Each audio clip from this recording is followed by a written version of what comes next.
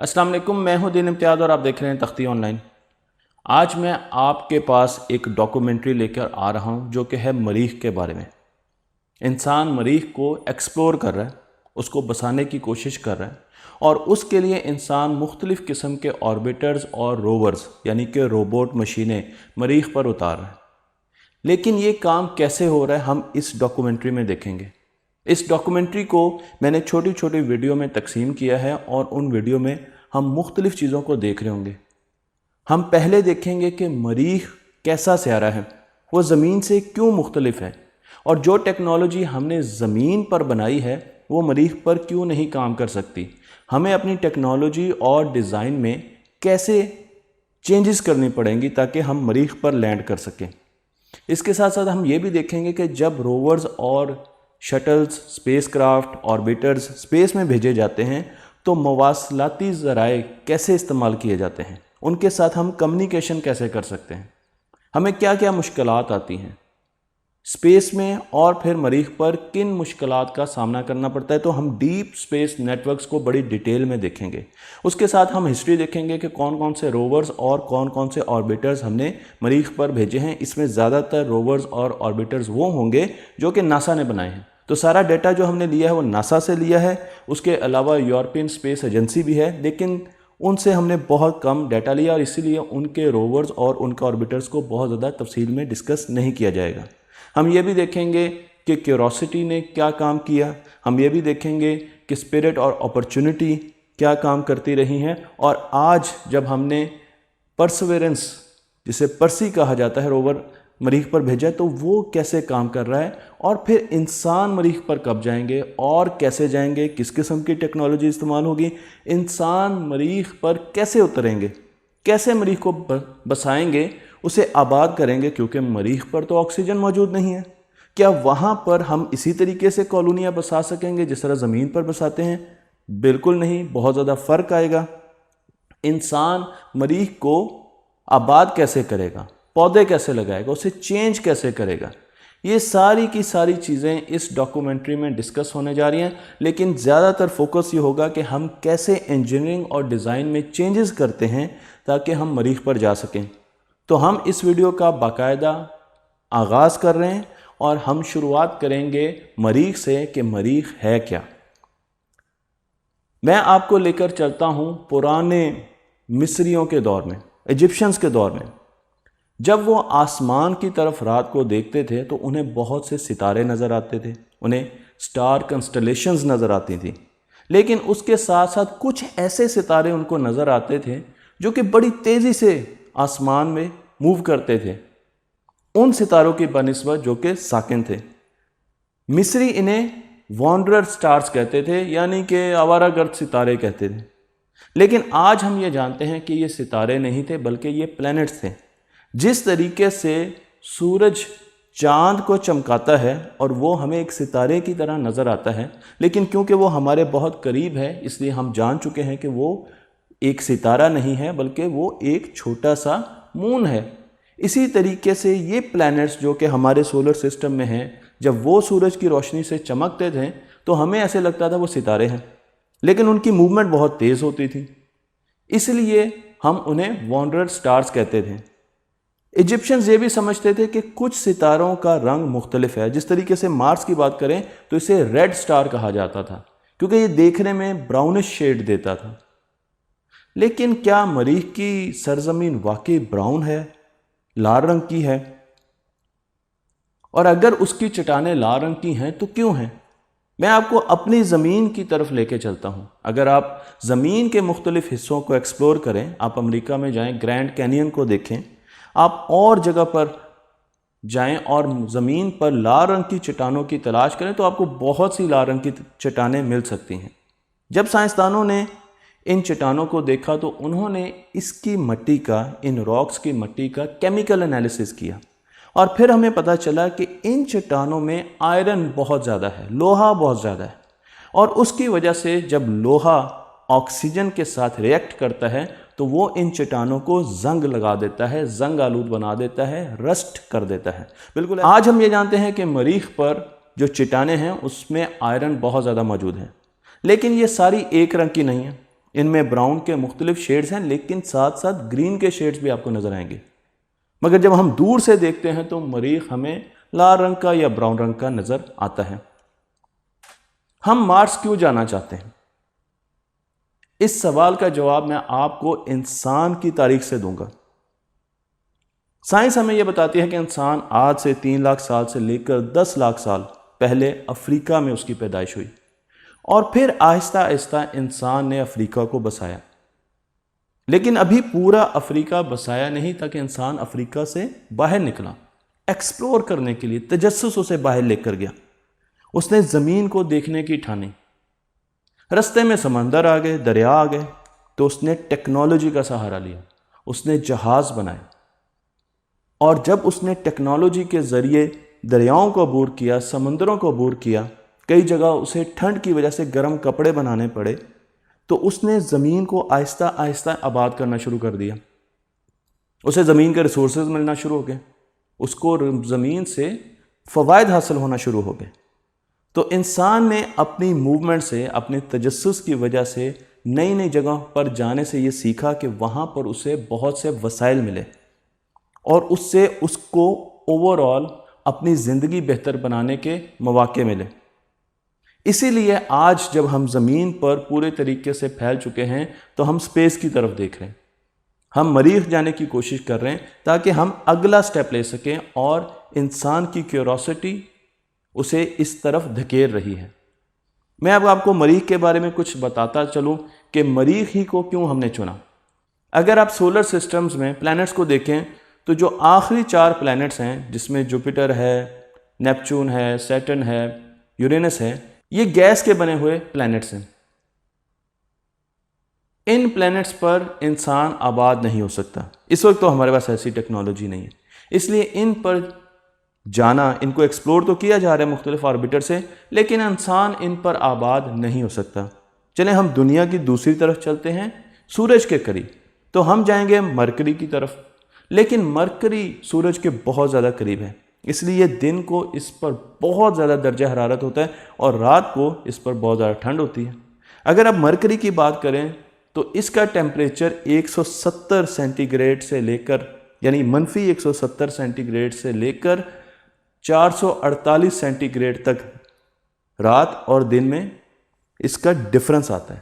तो इतने ज़्यादा टेम्परेचर डिफरेंस पर इंसान नहीं रह सकता। और उसके साथ साथ मरकरी की आबो हवा भी नहीं है, इसका एटमॉस्फेयर ही नहीं है, ये भी इंसान के लिए एक बहुत बड़ा मसला है।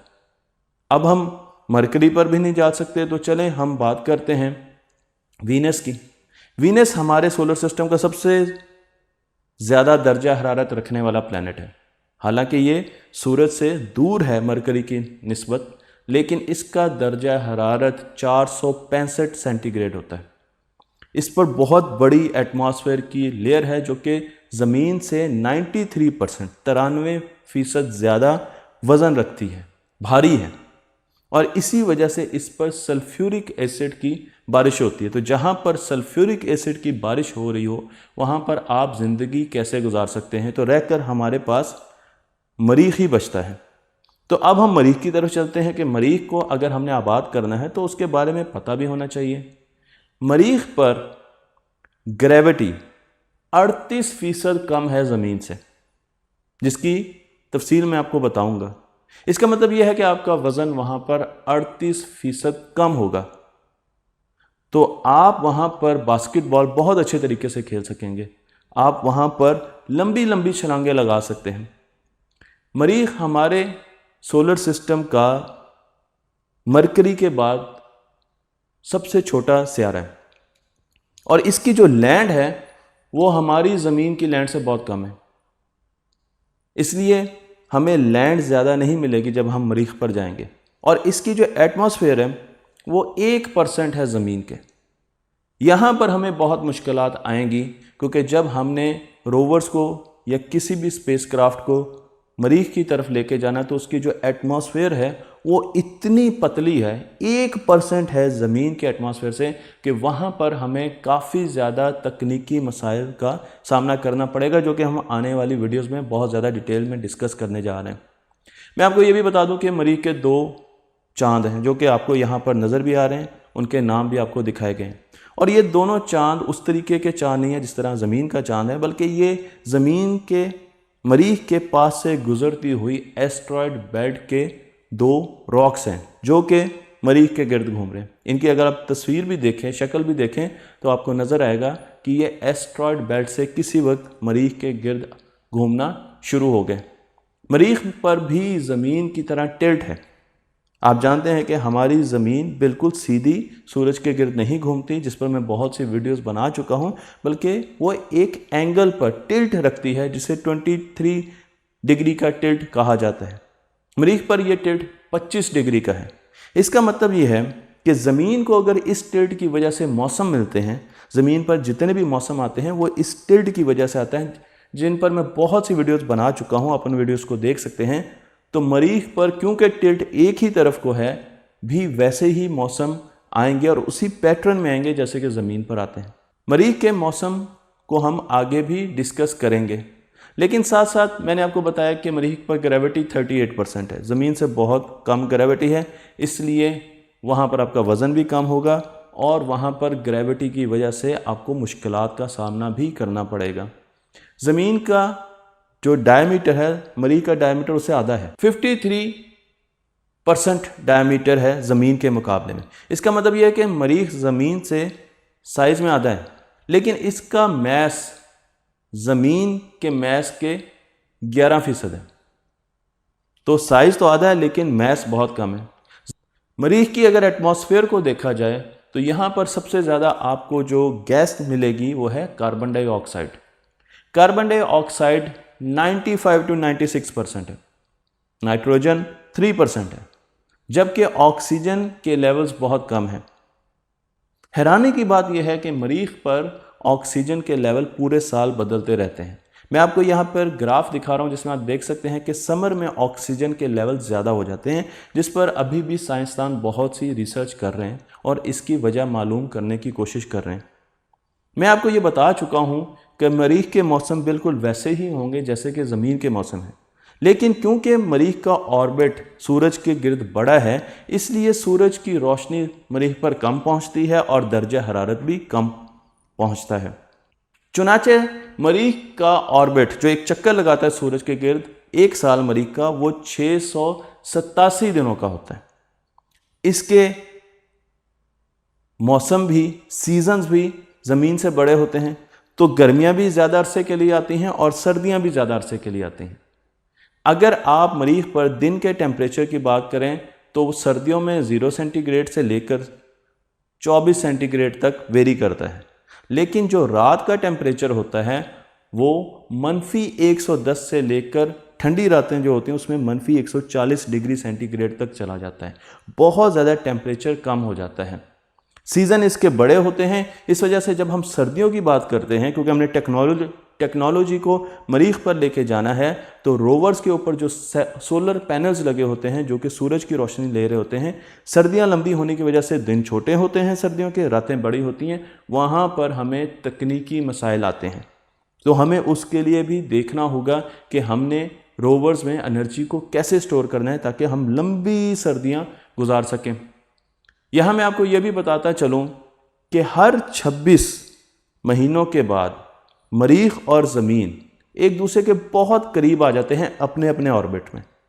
तो अगर हमने एक रॉकेट को ज़मीन से मरीख पर पहुंचाना है तो हम इंतज़ार करते हैं उस मौके का जब मरीख और ज़मीन बिल्कुल एक साथ आ जाते हैं, और उसके बाद उस रॉकेट को वहाँ पर फायर किया जाता है जहाँ पर 7 से 8 महीने बाद मरीख होगा। मुस्तकबिल में फायर किया जाता है जहां पर मरीख होगा, क्योंकि हमें मरीख तक पहुंचने के लिए 7 से 8 महीने दरकार है। इस चीज़ को हम आगे बहुत ज़्यादा डिस्कस करने जा रहे हैं। मरीख की पहाड़ियों की तरफ देखें, क्योंकि मरीख ज़मीन से छोटा है तो हमारा अंदाज़ा होता है कि मरीख की पहाड़ियाँ भी ज़मीन से छोटी होंगी। लेकिन अगर हम माउंट एवरेस्ट को देखें जो हमारी ज़मीन पर सबसे ऊंची पहाड़ी है, चोटी है, वो 8.8 किलोमीटर 8.8 किलोमीटर उसकी हाइट है समंदर से। लेकिन अगर आप मरीख की सबसे ऊंची पहाड़ी को देखें तो वो आपको ओलंपस मॉन्स उसका नाम है, जिसकी तस्वीर दिखा रहा हूँ, इसकी जो हाइट है वो 27 किलोमीटर है समंदर से, और इसकी जो विड्थ है वो 550 किलोमीटर है। तो ये 3 गुना से ज़्यादा ऊंची है। अब सवाल ये पैदा होता है कि इसकी वजह क्या है। इसकी वजह मरीख पर टेक्टोनिक प्लेट्स ना होने का है। हमारी ज़मीन के ग़िलाफ़ को अगर आप देखें तो जो सबसे ऊपर वाली सतह है, जिसे मैं आपको यहाँ पर दिखा रहा हूँ, जिसे लिथोस्फीयर भी कहा जाता है, वो ज़मीन के ऊपर मूव करती है। यानी गेंद को लें और गेंद की सतह आगे पीछे गेंद की सतह के ऊपर मूव कर रही हो, फ्लेक्सिबल हो। आप इमेजिन करें तो हमारे लैंड मूव करती है वक्त के साथ साथ, लेकिन ये मूवमेंट इतनी स्लो होती है कि हम इसे परसीव नहीं कर सकते। अब जब नीचे से लावा आता है, एक वॉल्केनो फटता है, आतिशफशां फटता है, तो लावा जब नीचे आता है और ऊपर की सतह मूव कर रही है तो छोटी छोटी पहाड़ियाँ बनती हैं, क्योंकि लावा एक जगह से निकलता है और कुछ अरसे बाद सतह वहाँ से आगे चली जाती है। तो वहाँ पर एक छोटी पहाड़ी बन गई, फिर उससे आगे एक छोटी पहाड़ी बन गई, फिर उससे आगे। लेकिन मरीख पर टेक्टोनिक प्लेट्स नहीं है, उसकी वजह से उसकी सतह मूव नहीं करती। और जब उसकी सतह मूव नहीं करती तो लावा जहाँ से निकलता है वहाँ पर ही ढेर लगता जाता है और वहाँ पर एक बहुत बड़ी पहाड़ी बन जाती है, जिस तरीके से मैंने आपको मरीख की पहाड़ियाँ यहाँ पर दिखाई हैं। तो ओलंपस मॉन्स जो मैंने आपको जिक्र किया वो इसलिए बहुत बड़ी पहाड़ी है। तो आप ज़मीन की टेक्टोनिक प्लेट्स को भी देख सकते हैं। अब हम आते हैं ज़मीन का, अगर हम कंपैरिजन करें मरीख के साथ, तो वहाँ पर वेदर कंडीशंस, जो हार्श वेदर कंडीशंस हैं, वो कैसी होती हैं। मरीख पर डस्ट स्टॉर्म्स बहुत आते हैं। मैं आपको यहाँ पर डस्ट स्टॉर्म की एक तस्वीर दिखा रहा हूँ, तो आप देख सकते हैं कि ये एक डस्ट स्टॉर्म नहीं है, ये कई डस्ट स्टॉर्म्स हैं। लेकिन क्योंकि मरीख पर एटमॉस्फेयर बहुत कम है, इस वजह से जब डस्ट स्टॉर्म्स आते हैं तो वो जो मिट्टी मरीख पर फैलती है वो नीचे बैठने में बहुत टाइम लगाती है, और इस वजह से ये पूरे डस्ट स्टॉर्म आहिस्ता आहिस्ता मरीख को अपनी लपेट में ले लेते हैं। जिस तरीके से आप 2001 का डस्ट स्टॉर्म देख रहे हैं, ये एक डस्ट स्टॉर्म नहीं, ये मल्टीपल डस्ट स्टॉर्म्स आए थे, लेकिन उन्होंने मरीख को ओवरऑल पूरा डस्ट में आपको घिरा हुआ नजर आ रहा है मरीख। अब अगर हमने रोवर वहां पर भेजना है और इस किस्म का डस्ट स्टॉर्म आया तो फिर हमारे लिए बहुत सी मुश्किलात हो सकती है, क्योंकि हमारे कैमरे तो फिर काम नहीं करेंगे। मरीख पर बादल जमे हुए होते हैं, टेम्परेचर बहुत ज़्यादा कम होता है, और आपने अगर वहाँ पर रोवर भेजा है या वहाँ पर आपने एक स्पेस क्राफ्ट को उतारना है और बादल जमे हुए टकरा रहे हैं, तो वहाँ पर भी बहुत ज़्यादा मसाइल आ सकते हैं। मरीख पर साइक्लोन्स भी आते हैं। मैं आपको यहाँ पर एक साइक्लोन की तस्वीर भी दिखा रहा हूँ। इसी तरीके से मरीख पर डस्ट डेवल्स आते हैं। इनको पंजाबी में हम बावरोले कहते हैं, जो कि छोटी सी एक फनल होती है जो कि ऊपर तक जाती है। डस्ट की फनल होती है, घूमती है और ऊपर की तरफ जाती है, जिस तरीके से आप तस्वीर में देख रहे हैं। डस्ट डेवल की हाइट 4 किलोमीटर तक हो सकती है। 4 किलोमीटर की हाइट से हमें क्या फ़र्क पड़ता है? अगर आप सोचें तो मरीख की जो एटमॉस्फेयर है उसकी हाइट 11 किलोमीटर है। 11 किलोमीटर के एल्टीट्यूड पे मरीख की एटमॉस्फेयर शुरू हो जाती है, क्योंकि वो ज़मीन की एटमॉस्फेयर का 1% है, और उसमें 4 किलोमीटर बहुत ज़्यादा फ़र्क रखता है। क्योंकि अगर आपका स्पेस क्राफ्ट ऐसे डस्ट डेवल में फंस गया तो उसके तबाह होने के बहुत ज़्यादा चांसेस हैं। मैं आपको यहाँ पर मुख्तलिफ़ तस्वीरें दिखा रहा हूँ जो कि आपको इन वेदर कंडीशंस के बारे में बता रही हैं। तो अगर हमने मरीख पर कोई भी चीज़ भेजनी है, उसका वेट जो जो बढ़ता जाएगा उसी तरीके से हमारे रॉकेट का साइज़ भी बढ़ता जाएगा। अगर हमने एक छोटा सा ऑर्बिटर भेजना है, अगर हमने एक छोटा सा रोवर भेजना है तो छोटा रॉकेट चाहिए, लेकिन अगर हमने बड़ा रोवर भेजना है तो बड़ा रॉकेट चाहिए, और अगर इंसान को भेजना है तो उससे भी बड़ा रॉकेट चाहिए हमें मरीख तक जाने के लिए। और उसके साथ साथ टाइमिंग की भी बहुत ज़्यादा अहमियत है, क्योंकि हम उस वक्त रॉकेट को लॉन्च करेंगे जबकि ज़मीन और मरीख बिल्कुल आमने सामने होंगे, एक दूसरे के करीब होंगे, क्योंकि मरीख का ज़मीन से 300 मिलियन माइल्स का डिस्टेंस है, जिसे अचीव करने में, मरीख तक पहुंचने में 7 से 8 महीने लगते हैं। और इन महीनों की मिसाल मैं आपको ऐसे देता हूं कि अगर आपने मरीख पर एक रॉकेट का निशाना लेना है तो ये बिल्कुल ऐसे है जैसे कराची में आपने तीर कमान पकड़ा और आपका निशाना हुंजा में। अब क्या आप वो निशाना ले सकते हैं? क्या आपको वो चीज़ नज़र आ रही है? इसलिए आपको एक टेक्नोलॉजी का सहारा लेना पड़ता है जिसे हम आगे डिस्कस करेंगे, जिसे कोर्स करेक्शन कहा जाता है। तो आपने जो तीर छोड़ा उसको हर शहर पर जाकर आप थोड़ा थोड़ा ठीक करते हैं ताकि वो अपने एंगल पर अपनी जगह पर जाकर लग सकें। तो जब वो तीर कराची से निकल के हैदराबाद पहुंचा तो आप वहां पर गए और आपने वो तीर थोड़ा सा ठीक किया ताकि वो अपने निशाने तक पहुंच सके। जब वो नवाब शाह पहुंचा तो वहां पर भी आपने ठीक किया। जब वो रहीम यार खान पहुंचा तो वहां पर भी आपने कोर्स करेक्शन की। तो इस तरीके से, क्योंकि हमारी स्पेस में जीपीएस तो मौजूद नहीं है जो हमें पता हो कि हमारा टारगेट क्या है, तो हमें कोर्स करेक्शन करनी पड़ती है। ऐसे एल्गोरिदम्स हैं जो अपने आप को ठीक करते हैं, ज़मीन से भी उनका राब्ता होता है ताकि हम ठीक ठीक मरीख पर उतर सकें, हम मरीख को मिस ना कर दें। नासा ने 5 रोवर्स भेजे हैं मरीख पर। इन रोवर्स को अगर मैं बयान करूं तो हम 2010 में स्पिरिट भेजा हमने। स्पिरिट का काम क्या था? इससे पहले भी एक रोवर भेज चुके थे जो कि सोजर्नर था। उसने 1997 में हमें 550 पिक्चर्स भेजी, 550 पिक्चर्स भेजी, सारी की सारी ब्लैक एंड वाइट थी। उसके बाद फिर हमने स्पिरिट को भेजा और हमने कहा कि हमें कलर्ड पिक्चर्स चाहिए ताकि हम मरीख को अच्छे तरीके से देख सकें। यहाँ पर हमें कलर्ड पिक्चर्स मिलना शुरू हो गए और उसके साथ साथ उसने वाटर पाथ्स को एक्सप्लोर करना शुरू कर दिया, उसकी तस्वीरें भेजी हैं। आतिश फिशां कैसे फटते हैं मरीख पर, वॉल्केनिक एक्टिविटी क्या है उसकी तस्वीरें भेजना शुरू कर दी। फिर अपॉर्चुनिटी ने भी वाटर फ्लो को फॉलो किया, उसकी तस्वीरें भी हमारे पास आईं। उसने मिनरल्स को देखा, रॉक्स को देखा। फिर क्यूरोसिटी जो कि एक साइंस लैब थी, इस पर डिटेल वीडियो बनाऊंगा कि वो कैसी साइंस लैब थी, लेकिन उसको भेजा गया। और उसको जब मरीख पर भेजा गया तो देखा गया कि क्या मरीख पर लाइफ है, माइक्रोबियल छोटे लेवल की लाइफ है। उसने रॉक्स में जाकर ड्रिल करना शुरू कर दिया और किन अज्जा से वो रॉक्स बनी हैं उनको देखना शुरू कर दिया। उसने हमें बहुत सी इंफॉर्मेशन भेजी पानी के बारे में।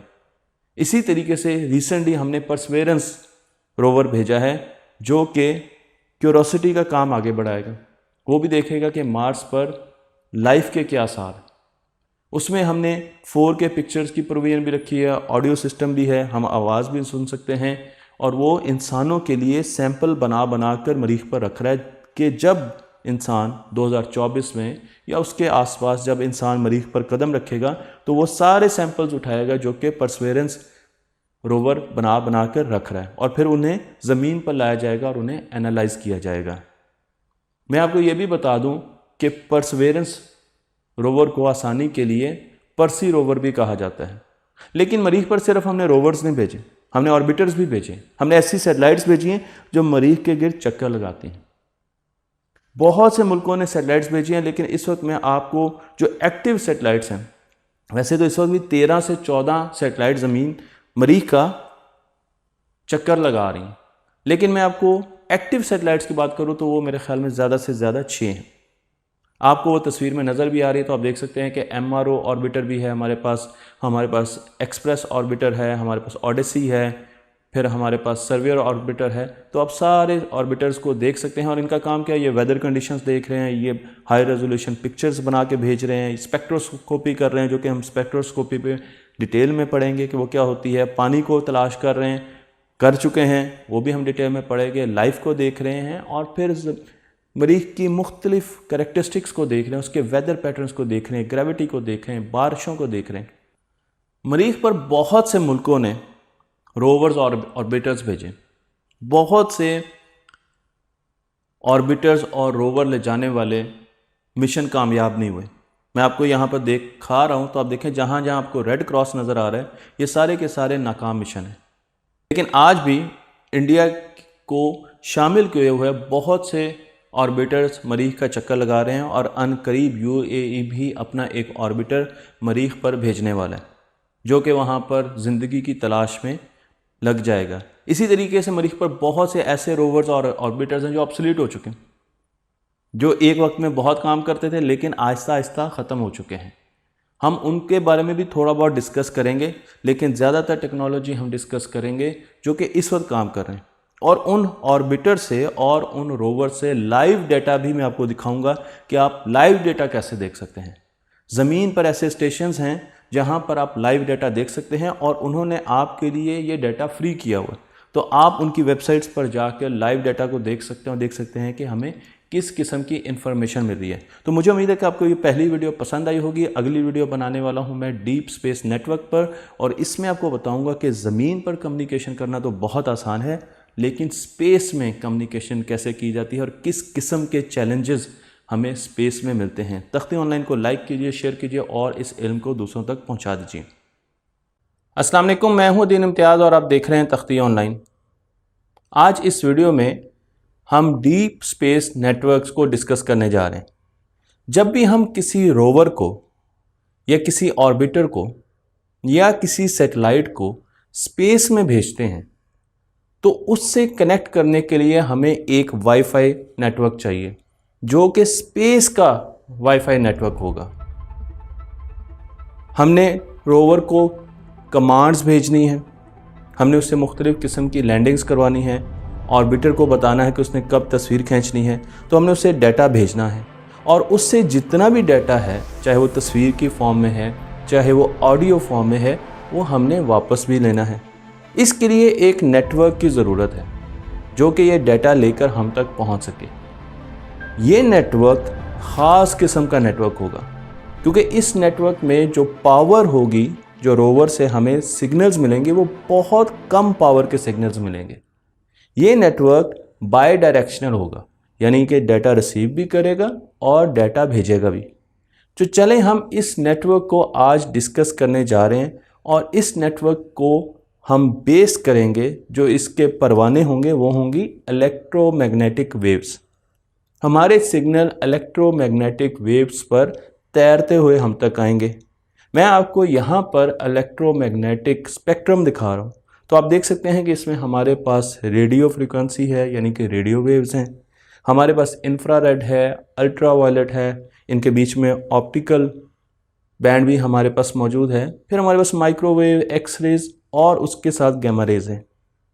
लेकिन हम जितनी भी ट्रांसमिशन और रिसेप्शन करेंगे वो सारी की सारी फ़िलहाल रेडियो बैंड में करेंगे।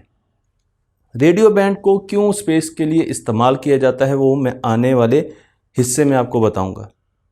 लेकिन फ़िलहाल आप समझ लें कि हम जितनी भी ट्रांसमिशन माजी में करते रहे हैं डीप स्पेस नेटवर्क और स्पेस के मुख्तलिफ और नेटवर्क्स के माबैन, वो रेडियो स्पेक्ट्रम में लाया करते हैं। जब भी हम इलेक्ट्रोमैग्नेटिक वेव को स्पेस में भेजते हैं तो हमें एक फिनोमिना का सामना करना पड़ता है जिसे इन्वर्स स्क्वायर लॉ ही सबसे बेहतरीन तरीके से बताता है। हमें ये पता है, इस पर मैं बहुत सी वीडियो बना चुका हूँ कि इलेक्ट्रोमैग्नेटिक वेव की इंटेंसिटी सोर्स और रिसीवर के बीच में डिस्टेंस का स्क्वायर के साथ कम होती है। ये चीज़ आप इस जगह एक तस्वीर से भी देख सकते हैं कि intensity is inversely proportional to the square of the distance between the receiver and the transmitter. अब ये इतना अहम एक असूल है, इसकी वजह से जितनी कम्प्लेक्सिटी प्रोड्यूस होती है वो मैं आपको यहाँ पर दिखाने जा रहा हूँ। तो आप देख सकते हैं कि अगर मेरे पास एक इलेक्ट्रोमैग्नेटिक ट्रांसमीटर है और हम यहाँ पर उसकी इंटेंसिटी मेजर कर रहे हैं 1 मीटर पर। मीटर मैंने यूनिट अपने तौर पर इस्तेमाल किया है, अज्यूम किया है इस पिक्चर में। तो जब आप 2 मीटर के फासले पर जाएंगे तो ये इंटेंसिटी कितनी रह जाएगी? 25%। जब आप 3 मीटर पर जाएंगे तो ये इंटेंसिटी 11% रह जाएगी। सिग्नल आहिस्ता आहिस्ता बहुत तेज़ी से नॉन लीनियर तरीके से डिके कर रहा है और यही चीज़ हमें मसला करती है स्पेस में। स्पेस में डिस्टेंसेस बहुत बड़े होते हैं और उसकी वजह से सिग्नल की जो डिके होता है, उसकी जो इंटेंसिटी कम होती है, वो बहुत तेज़ी से होती है। इस तस्वीर में जो E/N आपको एक फैक्टर नज़र आ रहा है वो है सिग्नल टू नॉइज़ रेशो। ये जितना ज़्यादा होगा उतना ही हमारा सिग्नल ताकतवर होगा क्योंकि सिग्नल बढ़ता जा रहा है। और अगर नॉइज़ बहुत ज़्यादा ताकतवर होगी तो ये पूरा फैक्टर या रेशो कम होगी। और अगर आप इसको देखें तो उसके साथ जो फॉर्मूला है उसमें d² आ रहा है डिनोमिनेटर में। उसका मतलब ये है कि d² के साथ signal to noise ratio decay कर रही है, कम हो रही है। तो अगर मैं जियो स्टेशनरी सेटेलाइट जो कि ज़मीन के गिर्द 36,000 किलोमीटर के एल्टीट्यूड पर ज़मीन के साथ साथ मूव कर रही हैं, उसको अपनी बेस लाइन ले लूँ, उसे 100% सिग्नल हम समझते हैं कि वहाँ पर अगर हमने सिग्नल मेजर किया वो 100% है, तो उसके बाद जब हमारा सिग्नल चांद पर जाएगा, क्योंकि हमारा रिसीवर चांद पर है, आपने एक रोवर चांद पर भेजा, तो 100 गुना ज़्यादा सिग्नल डिके करेगा, यानी 100 गुना ज़्यादा कम्प्लेक्सिटी का सामना करना पड़ेगा। अगर यही रोवर उठाकर मैं मरीख पर ले जाऊँ तो आपको 10 की ताकत 7 गुना ज़्यादा कम्प्लेक्सिटी का सामना करना पड़ेगा, क्योंकि आपके पास सिग्नल उतना ही ज़्यादा डिके कर रहा है और आपको उतनी ही ज़्यादा मुश्किलात सामने आने वाली हैं। इसी तरीके से जुपिटर और प्लूटो को आप यहाँ पर देख रहे हैं, तो ये एक बहुत बड़ा प्रॉब्लम है कि हमारा सिग्नल स्पेस में बहुत तेज़ी से डिके करता है, क्योंकि स्पेस में डिस्टेंसेस बहुत ज़्यादा हैं। इसलिए हमें इस सिग्नल को काउंटर करने के लिए, इस सिग्नल को लेने के लिए बहुत बड़े एंटीनास डिज़ाइन करने पड़ते हैं, जो कि हम आने वाली स्लाइड्स में देखेंगे। एक और जो प्रॉब्लम हमें स्पेस में बहुत ज़्यादा आता है वो है रेडिएशंस, माइक्रोवेव रेडिएशंस। इन्हें कॉस्मिक माइक्रोवेव बैकग्राउंड रेडिएशंस कहा जाता है और ये उस वक्त प्रोड्यूस हुई थी जब हमारी कायनात बनी थी, बिग बैंग हुआ था। जब भी हम टीवी ऑन करते हैं तो हमें वहाँ पर वाइट नॉइज़ नज़र आती थी। ये CMBs हैं, यही रेडिएशन है जो कि नॉइज़ प्रोड्यूस कर रही हैं, पूरी कायनात में नॉइज़ लेकर आ रही हैं और हमारा टीवी भी इनको रिसीव करता है। अब जब रिसीवर और ट्रांसमीटर आपस में कम्युनिकेट करते हैं तो CMBs बीच में इंटरफेयर करती हैं और हमने स्पेस में इनका भी बहुत ज़्यादा ख्याल रखना है। मैं आपको एक तीसरा प्रॉब्लम बताता हूं जो कि सिर्फ और सिर्फ स्पेस में ही हमें सामना करना पड़ता है उसका, और वो है सोलर कंजक्चर। सोलर कंजक्चर का मतलब ये है कि जब मार्स और ज़मीन सूरज की एक तरफ होते हैं तो वो आराम से कम्युनिकेट कर सकते हैं। रोवर हमें सिग्नल भेज सकता है और हम रोवर को मार्स पर सिग्नल भेज सकते हैं। लेकिन जब रिवॉल्व करते हुए, ऑर्बिट करते हुए मार्स और ज़मीन मुतज़ाद जगह पर आ जाते हैं, सूरज बीच में आ जाता है और ये दोनों सूरज के दाएं और बाईं साइड पर, जिस तरीके से आप इस तस्वीर में देख रहे हैं, आ जाते हैं, तो अब बड़ा प्रॉब्लम है, क्योंकि जो भी सिग्नल मार्स से ज़मीन पर आएगा या ज़मीन से मार्स पर जाएगा, बीच में सूरज है और सूरज के पास हैं चार्ज पार्टिकल्स, तो वो आपके मैसेज को करप्ट करना शुरू कर देते हैं, तो आपका मैसेज ख़राब होना शुरू हो जाता है। और सोलर कंजक्चर तकरीबन कुछ हफ्ते रहता है, तो इसका मतलब यह है कि कुछ हफ्ते, आप साल में कुछ हफ्ते अपने रोवर से मुलाकात नहीं कर सकेंगे, उसको कमांड्स नहीं भेज सकेंगे और ना ही उससे डाटा रिट्रीव कर सकेंगे। इस सिलसिले में अगर आपका रोवर एक क्लिफ की, एक पहाड़ी की चोटी पे खड़ा है और आपने उसको फ़ौरन कमांड देनी है कि पीछे आ जाओ वरना आप आगे गिर जाओगे, तो अब आपको बहुत ज़्यादा परेशानी होने वाली है। इसलिए साइंसदान पहले ही अंदाज़ा लगा लेते हैं सोलर कंजक्चर का और एक टू डू लिस्ट, एक पहले से प्लान लिस्ट रोवर को और ऑर्बिटर्स को दे दी जाती है कि उन्होंने क्या क्या काम उस वक्त में करने हैं। मैं आपको यहाँ पर यह भी बताता चलूँ कि जो चौथा प्रॉब्लम हमें सबसे ज़्यादा आता है वो टाइम डिलेस का आता है, क्योंकि स्पीड ऑफ लाइट या speed of electromagnetic waves fixed हैं, तो इसलिए उन्हें एक जगह से दूसरी जगह जाने में टाइम लगता है।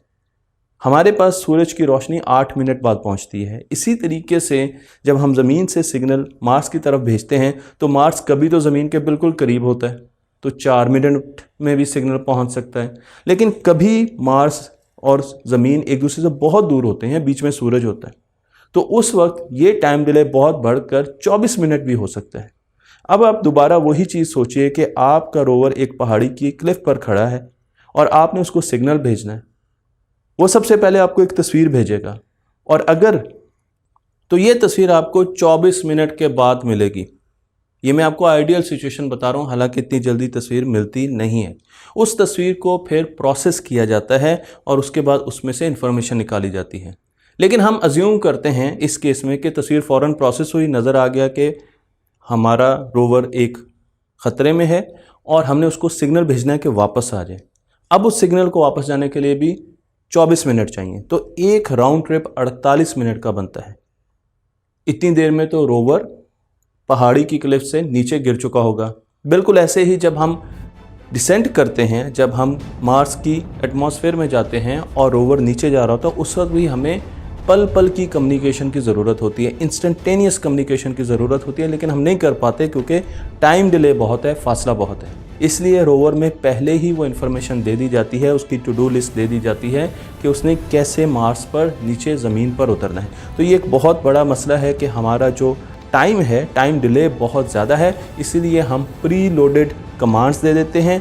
हमने artificially intelligent AI based chips लगा दी हैं और उस रोवर को ऑटोनोमस भी बना दिया है कि वो अपने फैसले खुद भी कर सकता है।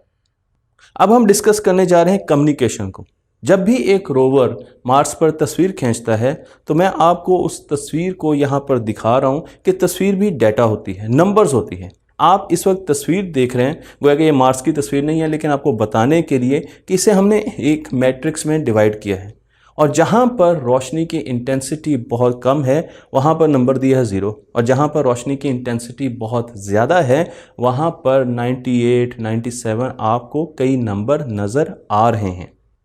अब इन नंबर्स को बाइनरीज में कन्वर्ट किया जाता है, यानी तस्वीर के डेटे को हम बाइनरी फॉर्म में 0-1 फॉर्म में कन्वर्ट करते हैं और उसके बाद एक इलेक्ट्रोमैग्नेटिक वेव लेते हैं और उन पर सवार कर दिया जाता है।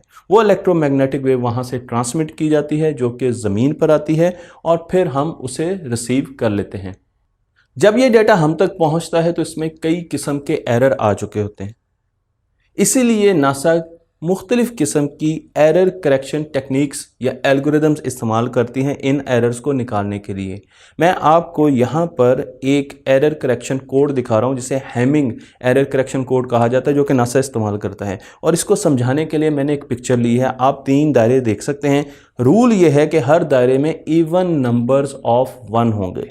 1 या तो 2 हो सकते हैं, या 4 हो सकते हैं, या 6 हो सकते हैं, इससे ज़्यादा नहीं हो सकते। तो हमने 2-2-1 भरकर इन सर्कल्स में रोवर ने ज़मीन पर भेज दिए।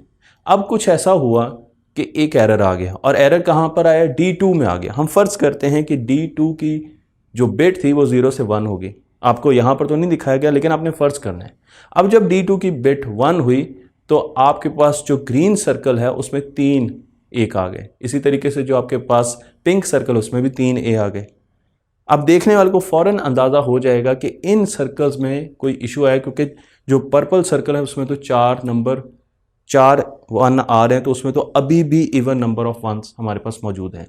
अब ग्रीन और पर्पल में इशू है, इनमें 2 चीज़ें कॉमन है, D4 कॉमन है और D2 कॉमन है। अगर आप D4 को समझें कि इसकी 1 बिट गलती से आई है और इसको 0 कर दें, तो अब फिर आप इसी रूल को फॉलो करके ज़रा कैलकुलेट करें तो आपको फिर तीनों सर्कल में इवन नंबर ऑफ बिट्स नहीं मिलेंगी। लेकिन अगर आप D2 को 1 की बजाय 0 कर देंगे तो फिर आपका रूल जो कहता है कि एक सर्कल में इवन नंबर ऑफ बिट्स होने, वो बिल्कुल अप्लाई कर जाएगा और आपको फ़ौरन पता लग जाएगा कि D2 वो बिट थी जो कि गलती से 1 हुई।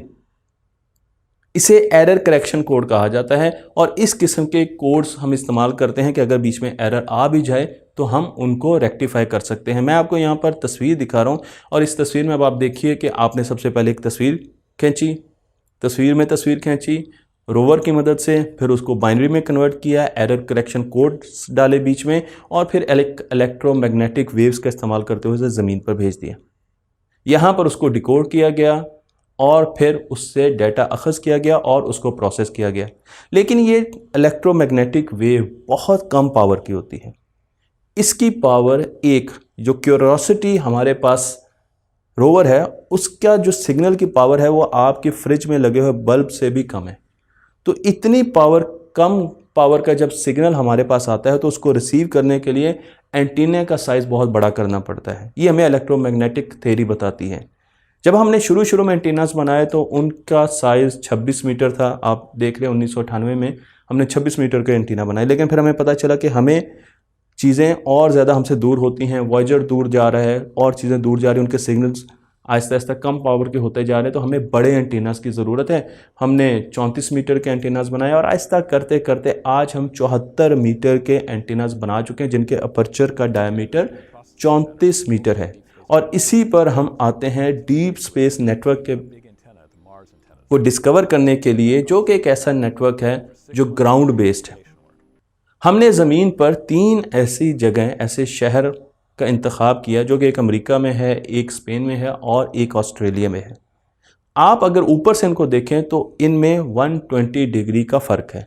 इसका मतलब ये है कि अगर यहाँ पर एंटीनाज लगा दिए जाए और ज़मीन रोटेट कर रही है तो कोई ना कोई एंटीना हमेशा मरीख की तरफ मुंह करके रखेगा और वहाँ से डेटा रिसीव कर रहा होगा। इन एंटीनास को मैं आपको दिखा रहा हूँ, इनकी रोटेशन को भी दिखा रहा हूँ, तो आप देख सकते हैं कि किस तरीके से हमने ज़मीन की रोटेशन का इस्तेमाल किया। और यहाँ पर आपको 34 मीटर से लेकर 70 मीटर तक एंटीनास मिलेंगे। और अगर आप पूरा एंगल देखें तो 120 को जब आप 3 से मल्टीप्लाई करते हैं तो ये 360 को कवर करते हैं। इसकी मदद से जो सिग्नल हमारे पास आते हैं उससे रोवर हमें तस्वीरें भेजते हैं, हमें डेटा भेजते हैं, हम रोवर को कमांड्स भेजते हैं, और अब वीडियो ट्रांसमिशन पर भी बहुत ज़्यादा काम हो रहा है। मैं आपको ये भी बताता चलूँ कि इन एंटीनास की कंस्ट्रक्शन स्पेशल किस्म की है। इनको बहुत ज़्यादा कूल डाउन किया जाता है ताकि जब सिग्नल आके इनमें से ट्रांसमिट हो, इन एंटीना में से ट्रांसमिट हो, तो वहाँ पर किसी किस्म की रेजिस्टेंस ना हो। इसलिए हम इन्हें बहुत ठंडे टेम्परेचर पर रखते हैं, -263 डिग्री सेंटीग्रेड, यानी कि एब्सोल्यूट ज़ीरो के बहुत पास इनका टेम्परेचर रखा जाता है ताकि हमें इंटरनल रेजिस्टेंस कम से कम मिले। मैं आपको ये भी बता दूं कि इन एंटीना की 2 इकसाम होती हैं। हम इस वक्त पहली किस्म को डिस्कस करने जा रहे हैं जो कि है LNA बेस्ड एंटीना, लो नॉइज़ एम्पलीफायर। हमारे पास आपको यहाँ पर एंटीना दिखाया गया है, ये रिसीव भी करता है, ट्रांसमिट भी करता है। जब रेडिएशंस आती हैं, इलेक्ट्रोमैग्नेटिक वेव्स आती हैं, तो वो इसके अपर्चर से, इसकी टोकरी से टकराती हैं और फिर वो सारी की सारी रेज रिफ्लेक्ट होती हैं इसके फोकस पॉइंट पे, जहां पर हमने एक लो नॉइज़ एम्पलीफायर लगाया हुआ है जो कि आपको ग्रीन कलर का नज़र आ रहा है। वो डेटा सारा, वो सारी रेडिएशंस को रिसीव करता है और उसके बाद वो डाटा सेंटर भेज देता है, जहां से प्रोसेस करके वो सारी इंफॉर्मेशन हम नासा के कंट्रोल रूम में पूरे कंप्यूटर्स पर दिखा देते हैं। लेकिन याद रखें कि साथ साथ वाइट नॉइज़ भी आ रही है, साथ साथ CMBs भी आ रही हैं। तो हम अपर्चर इस तरीके से डिज़ाइन करते हैं कि उस डायरेक्शन से, जिस तरफ मार्स है उस तरफ से तो जितनी भी रेडिएशंस आए वो सारी की सारी फोकस हो जाएं फोकस पॉइंट पर। लेकिन जो बाकी जितनी भी डायरेक्शंस है, हमारे पास रेड कलर का डाटा आ रहा है जो कि नॉइज़ है, वो फोकस पॉइंट पर ना जाए, वो बल्कि डाइवर्ज हो जाए, इधर उधर फैल जाए। इसलिए नॉइज़ बहुत ज़्यादा हमें प्रॉब्लम नहीं करती। मैं आपको यहाँ पर इस एंटीने की मुख्तलिफ तस्वीरें दिखा रहा हूँ। तो इस एंटीने के प्रॉब्लम ये है जो कि जिसके ऊपर LNA लगा होता है कि LNA जब बड़ा होता जाता है तो उसकी वजह से जो नीचे टोकरी है, जो अपर्चर है, उसमें बहुत ज़्यादा सिग्नल्स नहीं आ सकते, रेडिएशंस रिस्ट्रिक्ट हो जाती हैं। इसलिए ये एक बहुत बड़ा प्रॉब्लम है कि हम LNA का साइज़ बड़ा नहीं कर सकते। ये बहुत बड़ा एंटीना होता है, इसकी मूवमेंट देखनी पड़ती है, इसकी मेंटेनेंस देखनी पड़ती है, क्योंकि इसका साइज़ बहुत ज़्यादा बड़ा होता है। तो वेदर कंडीशंस बहुत देखी जाती हैं, इसलिए हमने इसके डिज़ाइन को इम्प्रूव किया। हम ये लो नॉइज़ एम्पलीफायर को आहिस्ता आहिस्ता उठाकर नीचे कंट्रोल रूम में ले गए। मैं आपको इसका नया अपग्रेडेड वर्जन दिखाता हूं जिसे BWG एंटीना कहते हैं, जिसे बीम वेव गाइड एंटीना कहते हैं। इसमें ऊपर आपको LNA नज़र नहीं आएगा, बल्कि आपको ऊपर एक रिफ्लेक्टर नज़र आएगा। ये रेडियो वेव रिफ्लेक्टर है। तो रेडियो वेव्स आई, नीचे आपके पास टोकरी है, उससे टकराई और टकरा कर फोकस पॉइंट पर इकट्ठी हो गई। वहाँ पर आपने लगा दिया एक रिफ्लेक्टर, रेडियो वेव रिफ्लेक्टर, उससे टकराई और नीचे आ गई। नीचे आपके पास एक ट्यूब है, इस ट्यूब का नाम है बीम वेवगाइड ट्यूब, और उसके बाद इसके थ्रू सारी रेडिएशंस नीचे गई और यहाँ पर नीचे भी आपके पास रिफ्लेक्टर लगे हुए हैं और उनके साथ आपके पास LNA लगा हुआ है। LNA से, लो नॉइज़ एम्पलीफायर से आपने इसको गुजारा और फिर ये data recovery centre, processing centre चला गया और वहाँ से नासा ने इसको देखना शुरू कर दिया। दोनों किस्म के एंटीनास इस वक्त यूज़ हो रहे हैं DSN नेटवर्क में, जो LNA ऊपर लगा होता है और BWG एंटीनास दोनों इस्तेमाल हो रहे हैं। मैं आपको यहाँ पर एक सिमुलेशन दिखा रहा हूँ। आप इन एंटीनास को जाकर स्टडी कर सकते हैं, आप इनकी लाइव फीड देख सकते हैं। नासा ने सारी चीज़ें ओपन करके आपके लिए रखी हुई हैं। आप देखें तो इस वेबसाइट पर अगर आप जाएंगे तो आप तीनों DSN सेंटर्स पर जा सकते हैं और देख सकते हैं कि किस किस्म का डाटा आ रहा है। तो मैं आपको यहाँ पर एक वीडियो दिखा रहा हूँ और आप देखें कि यहाँ पर हमारे पास स्पेन में भी एंटीनास लगे हुए हैं, उनके नीचे नंबर है 63, 65, 54।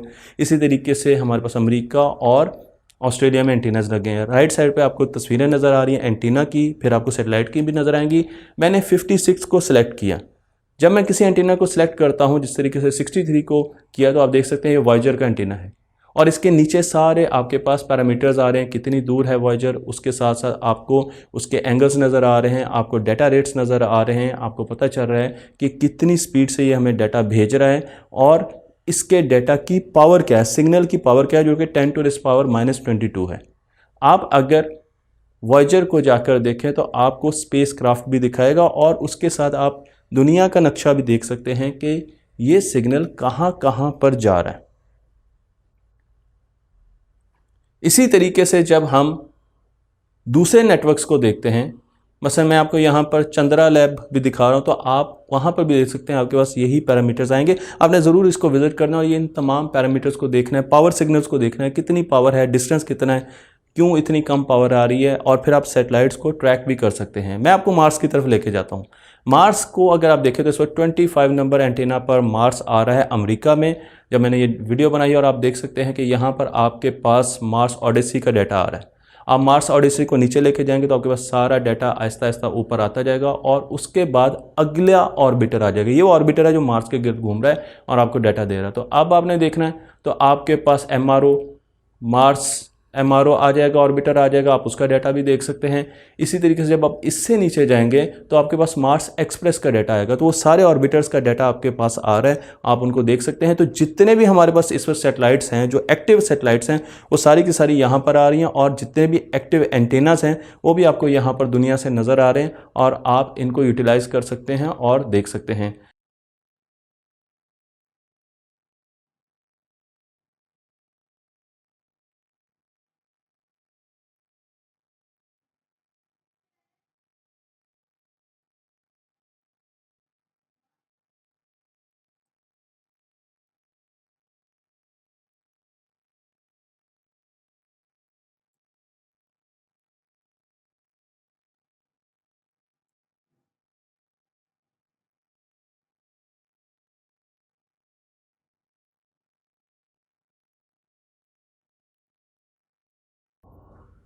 अस्सलाम वालेकुम, मैं हूं दीन इम्तियाज़ और आप देख रहे हैं तख्ती ऑनलाइन।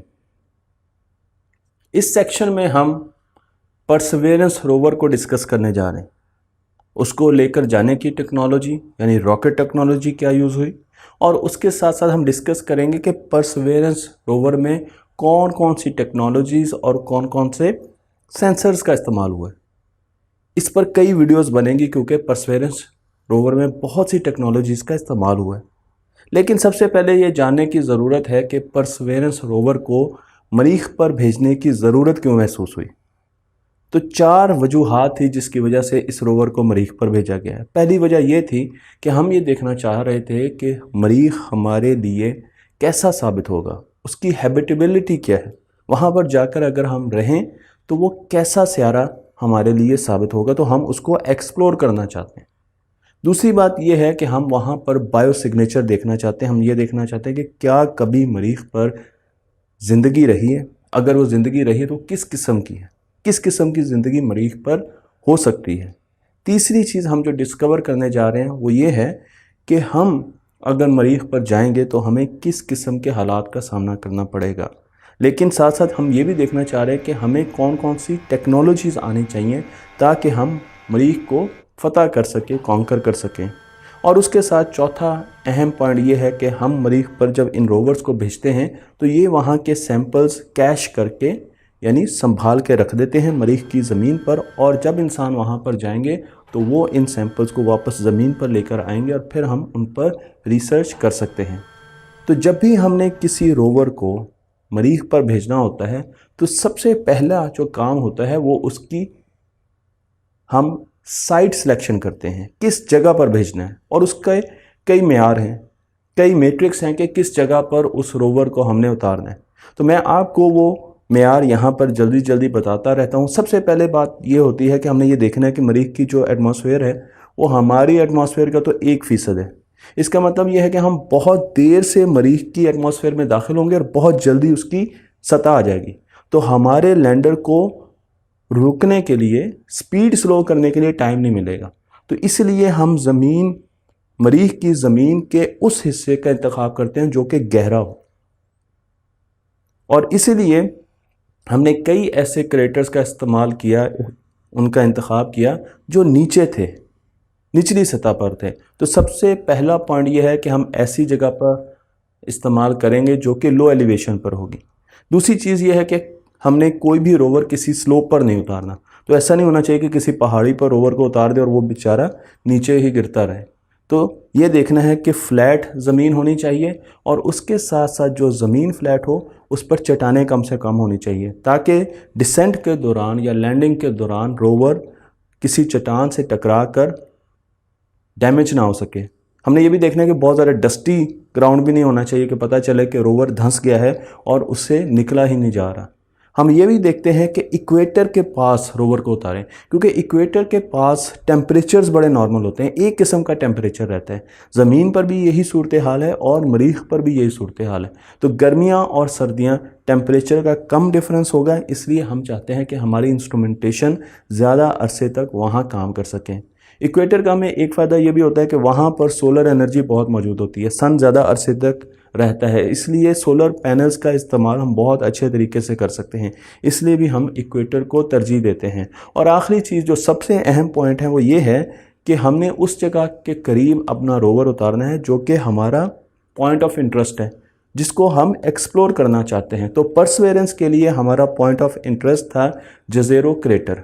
ये एक ऐसा क्रेटर है जो शायद बहुत अरसे पहले किसी स्पेस रॉक के आके लगने की वजह से प्रोड्यूस हो। और आप देख सकते हैं कि ये 45 किलोमीटर वाइड इसका रेडियस है और ये तकरीबन 3.5 बिलियन साल पहले हम ये समझते हैं कि इस पर पानी मौजूद था, एक रिवर बह रहा था और आगे एक झील थी, एक तालाब था। और आपको यहाँ पर तस्वीरों में भी नज़र आएगा कि ये एक रिवर के डेल्टे की तरह हमें मालूम होता है, इसलिए हम इस पर बहुत ज़्यादा फोकस थे, क्योंकि अगर यहाँ पर पानी है तो हो सकता है कि यहाँ पर लाइफ भी रही होगी और उस लाइफ के बाकी निशानात फॉसिल्स हमें मिल सकते हैं।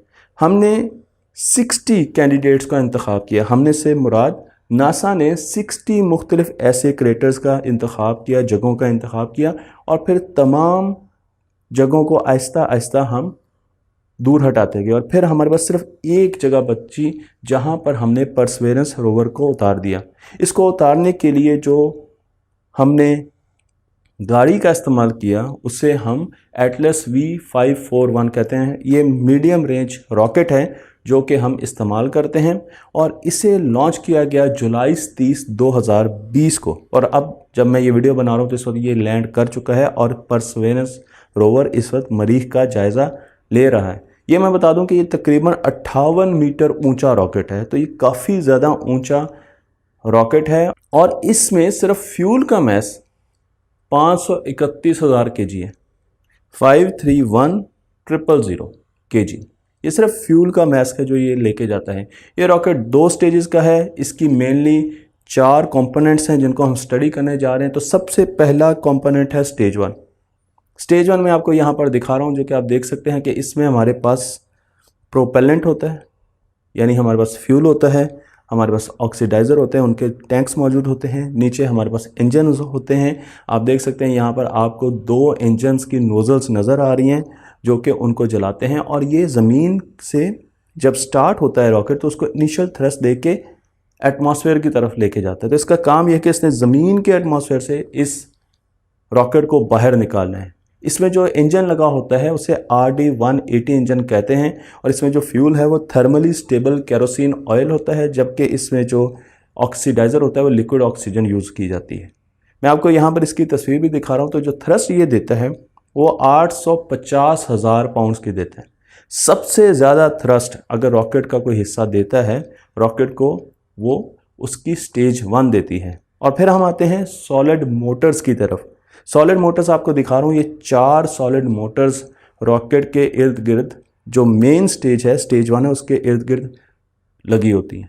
और इनके नीचे अगर आप देखें तो आपको नोजल्स नज़र आ रही होंगी, यानी हर मोटर के नीचे, सॉलिड मोटर के नीचे एक इंजन भी लगा हुआ है।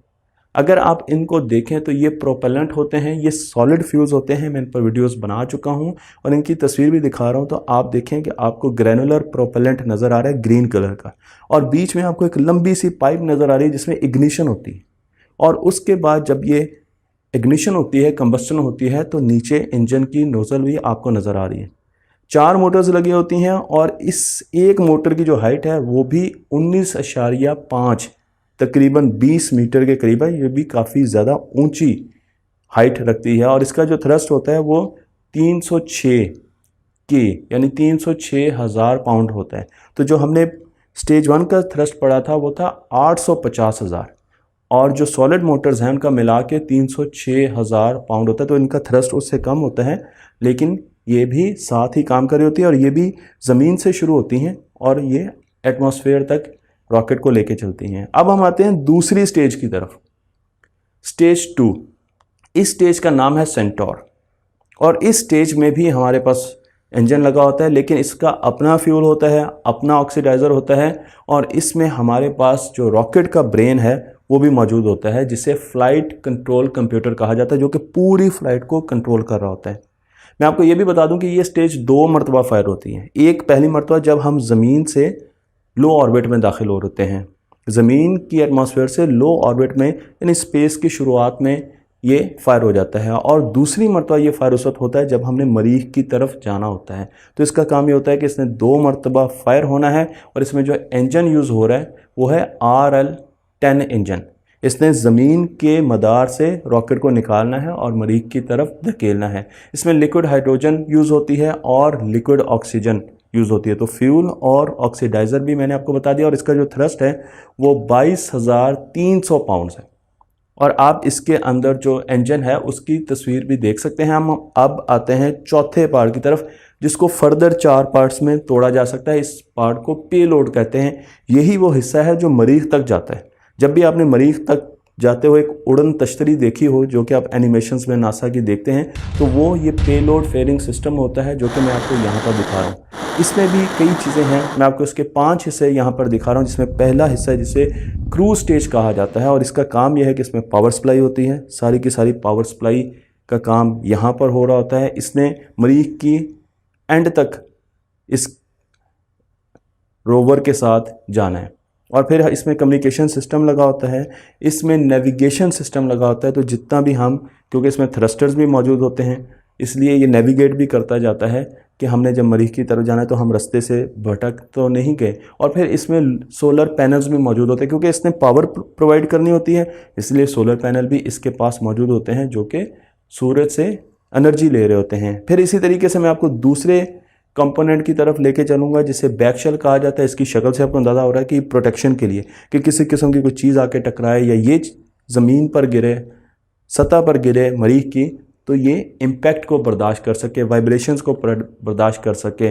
इसमें एडिशनल थ्रस्टर्स भी लगे होते हैं, और इसमें वो पैराशूट भी लगा होता है जो एंड पर जाकर मरीख की एटमॉस्फेयर में खुलता है, जो कि हमने कई मरतबा देखा है। फिर हम डिसेंट स्टेज की तरफ आते हैं।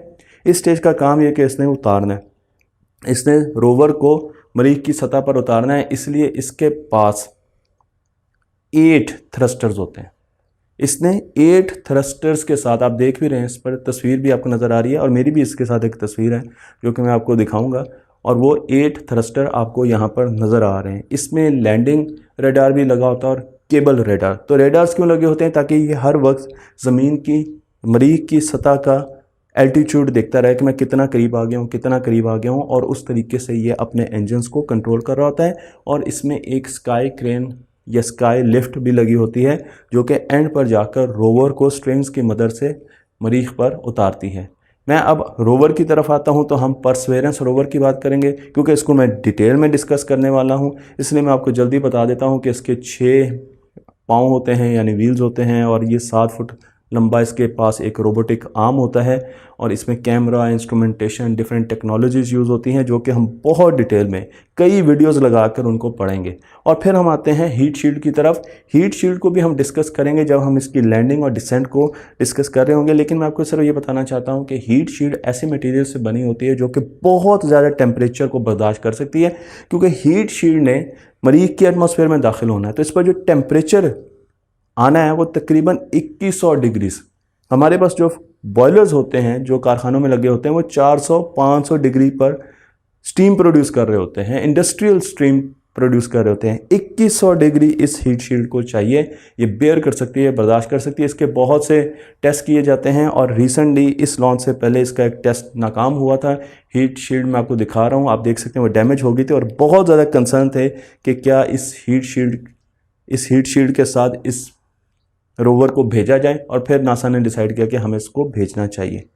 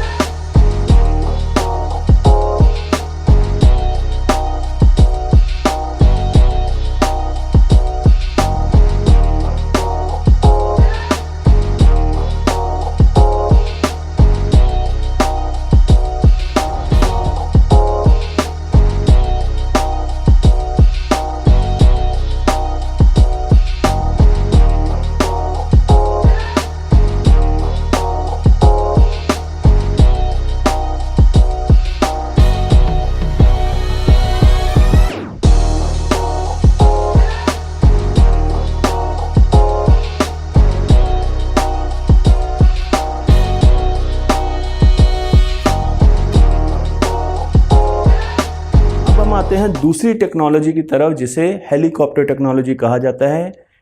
इंजेन्युइटी इसका नाम है और इसकी जो बनाने की वजूहात हैं वो कई हैं। पहली वजह यह है कि एक एक्सपेरिमेंट है। हम ये देखना चाहते हैं कि मार्स की जो मरीख की एनवायरनमेंट है वो 1% है ज़मीन से, तो वहाँ पर चीज़ें कैसे उड़ेंगी।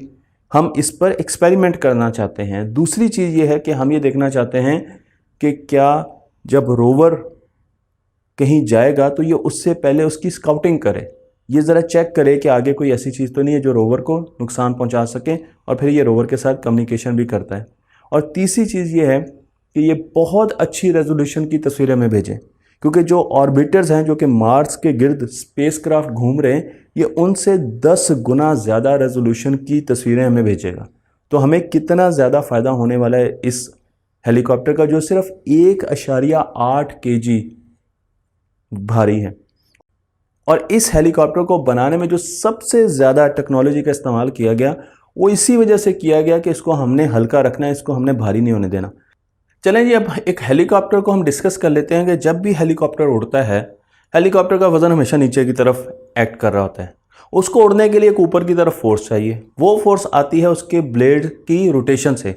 तो जब उसके फ़ैन, उसके ब्लेड घूमते हैं तो वो एक अपवर्ड लिफ्ट प्रोड्यूस करते हैं, क्योंकि हवा ऊपर की तरफ जा रही है। जैसे जैसे उनकी रोटेशन ज़्यादा होगी, वो रोटेशन की वजह से लिफ्ट ज़्यादा ऊपर की तरफ जाएगी, ऊपर की फोर्स ज़्यादा, वेट कम, हेलीकॉप्टर ऊपर चला गया।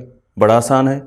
हम ज़मीन पर जब हेलीकॉप्टर उड़ाते हैं तो वो 10,000 से लेकर 25,000 फीट तक उड़ाते हैं, और जो हेलीकॉप्टर ज़मीन पर सबसे ज़्यादा ऊपर गया है 40,000 फीट तक गया है। 40,850 फीट तक हाईएस्ट फ्लाइट है हेलीकॉप्टर की। क्यों? क्योंकि इसके ऊपर जब हम जाते हैं तो हवा की डेंसिटी बहुत कम हो जाती है, और उस वजह से हम ब्लेड को बहुत ज़्यादा तेज़ या तो घुमाएं ताकि हवा तेज़ी से ऊपर जाए, लेकिन ब्लेड को घुमाने की भी एक लिमिट है। इस वजह से हम 40,000 से ऊपर नहीं जा सकते, क्योंकि हवा बहुत पतली हो जाती है। अब मरीख की तरफ जाएं। मरीख की हवा हमारी ज़मीन की हवा से 1% है।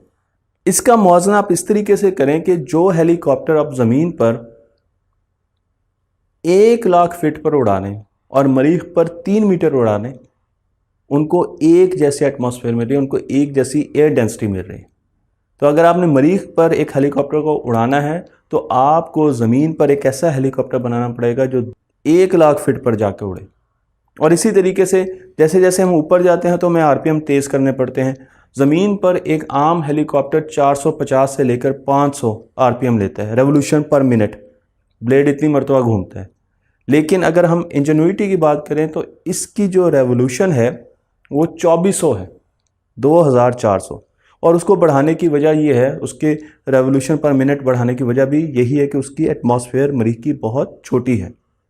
यहाँ पर यह भी बता दूं कि हम जो इंजेन्युइटी है उसके आरपीएम्स को एक हद से ज़्यादा नहीं बढ़ा सकते, क्योंकि हमने स्पीड ऑफ साउंड का भी ख्याल रखना है। अगर उसके ब्लेड की रफ्तार स्पीड ऑफ साउंड के पास पहुंच जाती है तो हमें टेक्निकल एरोडायनामिकली बहुत और प्रॉब्लम आने शुरू हो जाएंगे। तो इस वक्त उनकी स्पीड 80% यानी 20% कम है स्पीड ऑफ साउंड से। मैं आपको यहाँ पर इंजेन्युइटी की 2 एनिमेशंस दिखा रहा हूँ। तो आप देख सकते हैं कि इनके ब्लेड जो हैं वो 180 आउट ऑफ फेज घूम रहे हैं, एक एंटी क्लॉकवाइज घूम रहा है। अगर आप इंजेन्युइटी को देखें तो इसके जो ब्लेड हैं वो 3 से 5 मीटर बड़े हैं, काफ़ी बड़े ब्लेड हैं, और 2 ब्लेड्स होते हैं। आप देखें तो आपको तस्वीरों में भी एक ऊपर नज़र आ रहा है, एक नीचे नज़र आ रहा है। एक अगर एंटी क्लॉकवाइज घूम रहा है तो दूसरा क्लॉकवाइज घूमेगा। शैफ्ट कॉमन है, एक ही शैफ्ट पर माउंटेड है, 2 ब्लेड्स हैं, लेकिन उनकी रोटेशन डिफरेंट है। इन ब्लेड्स की जो मैन्युफैक्चरिंग है, जो मटेरियल है, वो है कार्बन फाइबर, बहुत हल्का मटेरियल है। इन जो ब्लेड्स हैं इनका जो वज़न है वो कुछ सिक्कों के बराबर है। और फिर इसी तरीके से इन्होंने 30 दिन तक फ़्लाइट करनी है, 5 से 6 मरतबा इन्होंने मरीख पर फ्लाइट करनी है, और हमारे लिए बहुत सा डाटा इन्होंने कलेक्ट करना है। और मैं ये भी बता दूं कि इनकी जो टांगें हैं वो भी कार्बन फाइबर से बनाई जाती हैं, और इनके बीच में आपको यहाँ पर जो गोल्डन कलर की डब्बा नज़र आ रहा है उसमें बहुत से इंस्ट्रूमेंट्स हैं, उसमें बहुत से कैमराज हैं जो कि हम डिस्कस करने जा रहे हैं। तो मैं आपको इंजेन्युइटी की मोटी मोटी चीज़ें दिखा रहा हूं। तो आप देख सकते हैं कि सबसे ऊपर हमारे पास रेडियो एंटीना है, उसके नीचे सोलर एरे है, एक सोलर सेल लगा हुआ है। रेडियो एंटीना टेलीकम्युनिकेशन के लिए इस्तेमाल होता है। सोलर पैनल है, फिर आप डब्बा देखें तो उसे फ्यूजलेज कहा जाता है। CO2 गैस से इसकी सीलिंग की जाती है। इसकी सीलिंग किसी भी सॉलिड चीज़ से नहीं की जाती, CO2 गैस से इसकी सीलिंग की जाती है। इसमें एवियोनिक्स हैं, प्रोसेसिंग है, बैटरीज इसमें काम कर रही होती हैं, जो कि आगे दिखाऊंगा। इसमें बहुत से कैमरे और सेंसर्स लगे होते हैं, इसमें एविएशन सिस्टम लगा होता है, इसमें लैंडिंग सिस्टम लगा होता है। तो हम अब इसको जाकर डिस्कस करने लगे हैं। तो सबसे पहले मैं आपको नेविगेशन सिस्टम के बारे में बताऊंगा कि नेविगेशन सिस्टम क्यों इसमें इस्तेमाल होता है। क्योंकि मरीज की मैग्नेटिक फील्ड मौजूद नहीं है, इसलिए कंपस आप इस्तेमाल नहीं कर सकते। आप मरीज पर कंपस की मदद से डायरेक्शंस नहीं मेजर कर सकते। तो आपको एक इनर्शियल नेविगेशन सिस्टम चाहिए। मैग्नेटिक नेविगेशन सिस्टम वहाँ पर काम नहीं कर सकेगा, और उसके लिए आपको उसमें लगी होनी चाहिए गायरोस्कोप्स, जो कि आपको वर्टिकल हाइट दे रही, ओरिएंटेशन दे रही हो। आपके पास एक्सेलरेटोमीटर होना चाहिए, जो कि आपको एक्सेलरेशन दे रहे हो कि हेलीकॉप्टर किस तरफ जा रहा है। टिल्ट सेंसर लगे होने चाहिए, जो कि टिल्ट दे रहे हो। ये सारी चीज़ें वैसे हमारे मोबाइल फ़ोन्स में भी लगी होती हैं। अल्टीमीटर लगा होना चाहिए, जो कि ज़मीन से, सतह से आपको हाइट दे रहा हो। और फिर एक विजुअल ऑडोमीटर लगा होना चाहिए, जो कि मैं आपको बताऊंगा।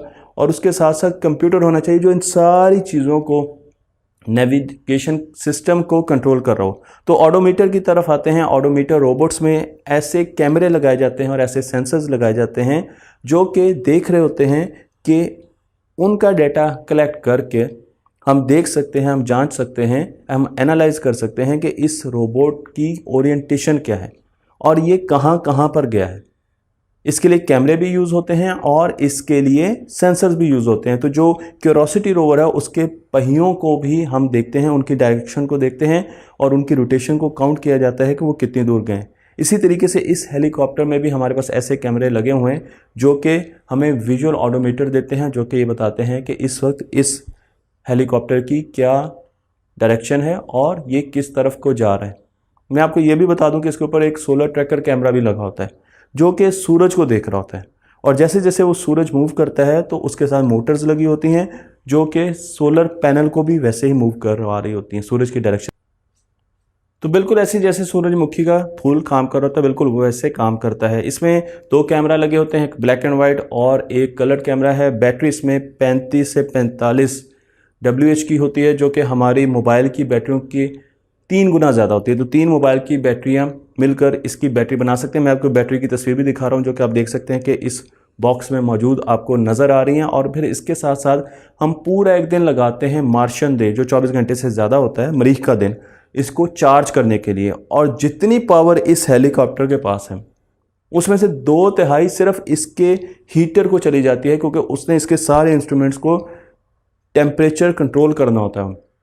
वरना मरीख पर रात को इतनी ठंड होती है कि वो सारे के सारे इंस्ट्रूमेंट फेल हो सकते हैं, डैमेज हो सकते हैं। इसलिए इसकी 2/3 पावर तो सिर्फ और सिर्फ हीट, इंसुलेशन और हीटर को चली जाती है। और जो दूसरी 1/3 इसके पास पावर रह जाती है, वो पावर ये यूज़ करता है। यहाँ पर मैं आपको ये भी बता चुका हूँ कि इसमें जो इंसुलेशन होती है वो गैस बेस्ड इंसुलेशन है। इसका फ्लाइट कंट्रोल ऑपरेशन सिस्टम भी है, जिसमें कॉलकॉम के स्नैपड्रैगन 801 प्रोसेसर यूज़ हो रहे हैं और लिनक्स ऑपरेटिंग सिस्टम यूज़ हो रहा है। मैं आपको ये भी बता दूं कि इसके साथ माइक्रो कंट्रोलर्स भी लगे हुए हैं, लेकिन इसके पास एक रेडियो कम्युनिकेशन का भी पूरा सिस्टम है, जिसे जिगबी प्रोटोकॉल के ज़रिए चलाया जाता है। इसमें लेज़र ऑपरेटर रेडार्स भी लगे होते हैं, ताकि ये अगर अपना डिस्टेंस भी देख सके चीज़ों से कि कहाँ पर जा रहा है, चीज़ों को ट्रैक भी कर सके। और मैंने आपको ये भी बताया कि इसके ऊपर एंटेना लगा होता है, जो कि रोवर के साथ कम्युनिकेट कर रहा होता है। तो ये रोवर के साथ कॉन्टिन्यूसली काम कर रहा होता है, कम्युनिकेट कर रहा होता है और सिग्नल्स को ट्रांसफ़र कर रहा होता है। आखिर में मैं इसकी टेस्टिंग के बारे में आपको बताना चाहता हूँ कि जब इसको टेस्ट किया जा रहा था, क्योंकि ये बहुत शानदार टेक्नोलॉजी है, तो हमने बड़े बड़े JPL पर ऐसे चैम्बर्स बनाए जिसमें 96% CO2 थी, 3% नाइट्रोजन थी। तो वही एटमॉस्फेयर बनाई जो कि मरीख पर थी, लेकिन मरीख पर 38% ग्रेविटी है ज़मीन के मुकाबले में। अब वो कैसे किया जाए, उसके लिए एक और टेक्नोलॉजी का इस्तेमाल किया है, जिसे ग्रेविटी ऑफलोड कहा जाता है। तो इसमें अगर आप इन साहब की तस्वीर देखें तो इनके पीछे क्रेन की मदद से हमने एक हुक लगा दी है, और उसकी वजह से एक फोर्स इन पर ऊपर की तरफ लगना शुरू हो गई है, जबकि इनका वेट नीचे की तरफ लग रहा है। तो क्योंकि ऊपर की तरफ भी हमने लिफ्ट की फोर्स लगा दी है, तो इस वजह से इनको कम ग्रेविटी फील हो रही है। बिल्कुल ऐसे ही हम इस रोवर को टेस्ट करते हैं। हमने मोटर्स और पुलिस का इस्तेमाल करते हुए एक मछलियाँ पकड़ने वाली डोरी इस, जी हाँ बिल्कुल, मछलियाँ पकड़ने वाली डोरी, ये नासा की वेबसाइट पर लिखा हुआ है, इसके ऊपर लटका देते हैं और इससे इसको उठा देते हैं। इतना उठाते हैं कि इसको ये फील हो कि ज़मीन की ग्रेविटी सिर्फ 38% है। और उसके बाद हम इसको चेक करते हैं, बहुत ज़्यादा आवाज़ होती है इसकी, और इसकी सिमुलेशंस मैं आपको यहाँ पर दिखा रहा हूँ, लेकिन इसको टेस्ट किया जाता है। और ये भी बता दूं कि ये कई टेस्ट में नाकाम भी रहा है और इसकी में बहुत सी इंप्रूवमेंट्स की गई हैं, इसमें एल्गोरिदम्स भी चेंज किए गए और इंस्ट्रूमेंट्स भी चेंज किए गए। लेकिन हमने वज़न का बहुत ज़्यादा ख्याल रखना होता है। इसे जॉयस्टिक के साथ भी इस्तेमाल करने की कोशिश की नासा ने, लेकिन क्योंकि मरीख और ज़मीन के दरमियान तकरीबन सिंगल ट्रिप 24 मिनट का डिले है, इस वजह से इसे जॉयस्टिक के साथ हम इस्तेमाल नहीं कर सके। इसलिए इसको एक ऑटोनोमस बॉडी बनाया गया, ऑटोनोमस व्हीकल बनाया गया कि ये अपने आप अपनी फ़्लाइट को प्लान करे। इसकी फ़्लाइट ज़रूर इंसान प्लान करते हैं कि आज इसने जाना है, लेकिन जब ये एक मरतबा इसको कमांड्स दे दी जाती हैं तो ये खुद जाता है, अपनी सारे एल्टीट्यूड नेविगेशन खुद कंट्रोल करता है और फिर वापस आ जाता है। और इसी तरीके से इसकी एक और टेस्टिंग की गई जिसे स्टॉर्म टेस्टिंग कहते हैं, और इसमें एक टनल में बंद किया गया, एक दीवार के सामने इसको रखा गया जिस दीवार के पीछे 960 कंप्यूटर के फैंस लगाए गए, क्योंकि मरीख पर बहुत से स्टॉर्म्स भी आते हैं तो उसमें ये कैसा बिहेव करेगा, और उनको चलाया गया और फिर इसकी वर्किंग को देखा गया। तो इस तरीके से इसको बहुत शिद्दत से यहाँ पर टेस्ट किया गया है और अब हमने वहाँ पर इसको भेजा है और अब हम देखेंगे कि इससे हमें किस किस्म के रिजल्ट्स मिलते हैं।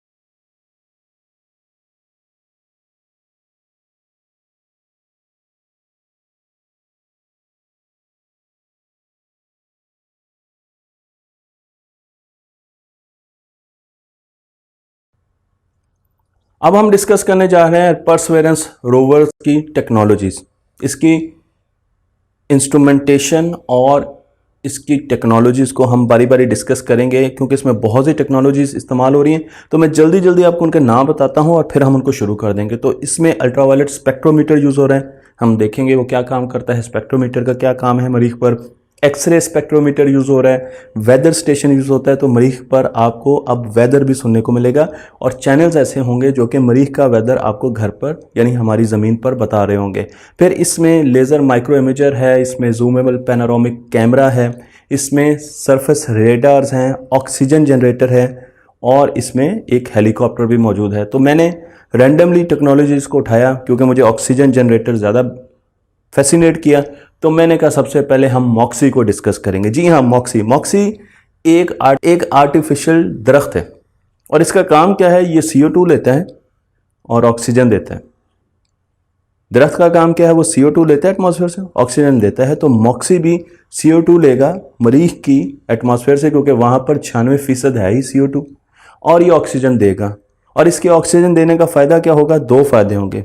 पहला फ़ायदा ये होगा कि इंसान को अगर मरीख पर जाना है तो उसे अपनी वापसी की ऑक्सीजन साथ लेके जाने की ज़रूरत नहीं है क्योंकि वहाँ पर मॉक्सी मौजूद है और वो ऑक्सीजन बनाता जा रहा है।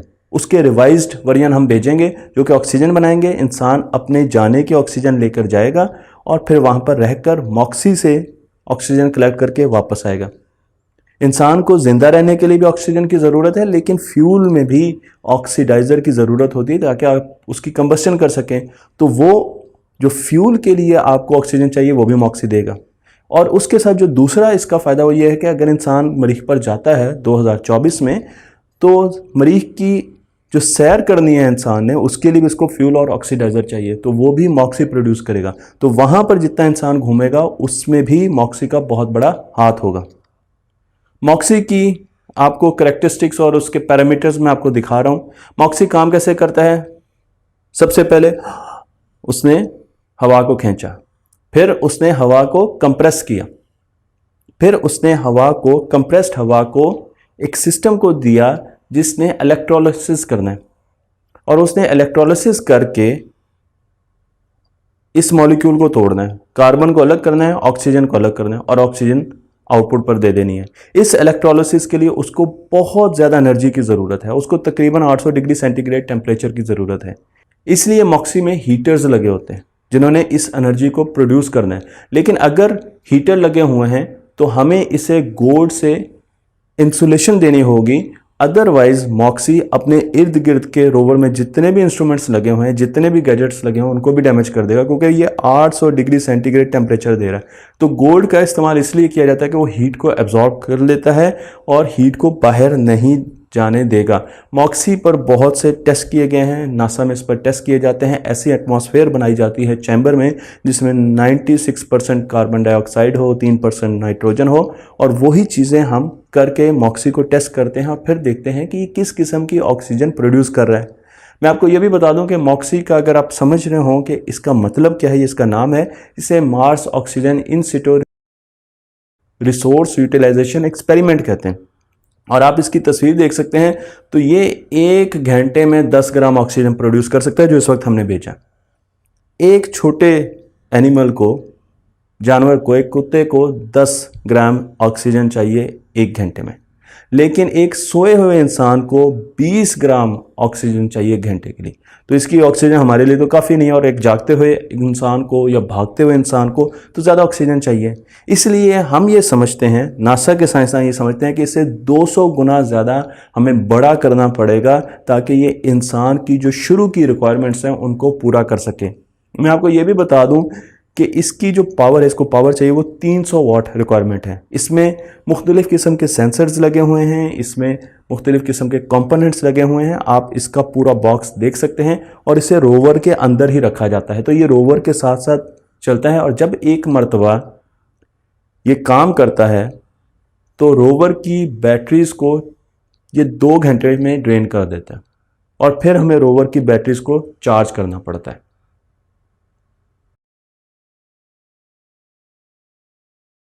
That is a lot to remember. I'm very impressed. So can you explain to us how MOXIE works? Sure. Yeah. MOXIE basically has inside it a pump that draws in gas. This is the inlet tube, draws in gas here. It goes inside, and we can take a look inside our model a little bit later, into the pump, which compresses it and delivers it to our electrolysis system. The electrolysis system operates at 800 degrees Celsius, and it is responsible for doing the electrochemistry, which reacts the CO2 with a catalyst and generates oxygen and separates it out from the CO2 gas stream, and then runs it through some sensors and dumps it outside the rover. So last time I saw it, it was in this kind of bell jar glass dome. That's right. What is that for? That is because Mars has a very different atmosphere than Earth, so we can't simulate the operation of Mars effectively in an Earth's atmosphere environment, so we put a glass bell jar on here to make it a vacuum system so that we can put in a Mars-like atmosphere that's about 1/100th the density of Earth's and mostly CO2. And the second thing I noticed was all the bling. Is that actual gold? It is in fact actually gold. Gold is a very efficient reflector of infrared heat, and because we have this very hot electrolysis system inside, we wanted to make sure that we didn't radiate heat onto any of the other things around us within the rover, and so we plated it gold to make sure that we didn't cause any negative effects on anything around us. So how hot does it get? The inside gets to 800 degrees Celsius, and that's where the electrochemistry happens, but we have a really good insulation system around that so that the outside doesn't get very hot. And I heard before you might be running some tests on that. What's the inside look like? So this is basically the same as that in a plastic 3D printed version. So this big chunk here, that's this, it would go here, this is where all the electronics live. This is that pump that I mentioned earlier, so that inlet gas comes in here, goes into this pump, and then it gets delivered to this box here, which is the electrolysis system. And inside this box is a bunch of insulation to keep all the heat in, and an electrolysis stack that looks very much like this. And so this is really the heart of MOXIE right here. Is it lightweight? No, it's not. It's actually quite dense. It's very, okay. you can go ahead and pick it up. Oh, wow. Yeah. I did not expect it to be this heavy because Yeah. it looks light when you first see it. Right. So Well, I'm very strong. अस्सलाम वालेकुम, मैं हूं दिल इम्तियाज़ और आप देख रहे हैं तख्ती ऑनलाइन। 1980 की दिहाई में हमें एक ऐसा मेटेरॉइड मिला जो कि हमें पता चला जांचने के बाद कि वो मरीख से आया है। जब मैं हम की बात करता हूं तो मैं इंसानियत की बात करता हूं, ह्यूमैनिटी की बात करता हूं।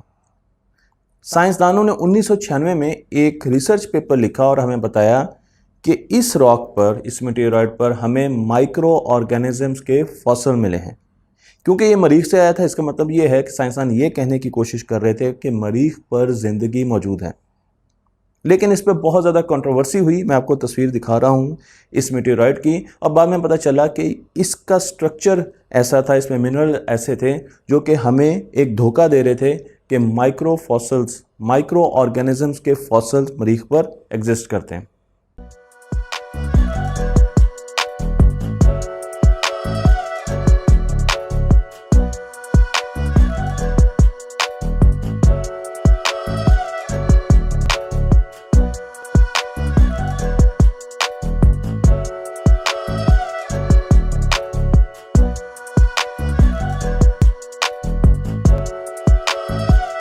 इसीलिए हमने सोचा कि हमें कुछ डिटेक्टिव्स भेजने चाहिए मरीख पर, ताकि वो मरीख पर जाएं और ज़िंदगी की तलाश करें। ज़िंदगी अपने पीछे कुछ निशानियां छोड़ती है जिसे बायो सिग्नेचर्स कहा जाता है। हम इन बायो सिग्नेचर्स को जांचना चाहते हैं और देखना चाहते हैं कि क्या हमें वो निशानियां मिलती हैं मरीख पर, ताकि हम देख सकें कि क्या आज मरीख पर ज़िंदगी मौजूद है। हम जान सकें कि क्या पहले माजी में ज़िंदगी मौजूद थी मरीख पर। और इसके लिए हमने दो डिटेक्टिव्स भेजे जिनका नाम है शर्लॉक और वॉटसन। आपने इनकी बहुत सी कहानियाँ सुनी होंगी, कहानियाँ पढ़ी होंगी, मूवीज़ देखी होंगी, लेकिन इस वक्त ये मरीख पर काम कर रहे हैं। हमने दो ऐसे इंस्ट्रूमेंट्स बनाए जिसमें एक इंस्ट्रूमेंट का नाम हमने शर्लॉक रखा जो कि परसेवेरेंस रोवर पर मौजूद है, और दूसरे का नाम है वॉटसन।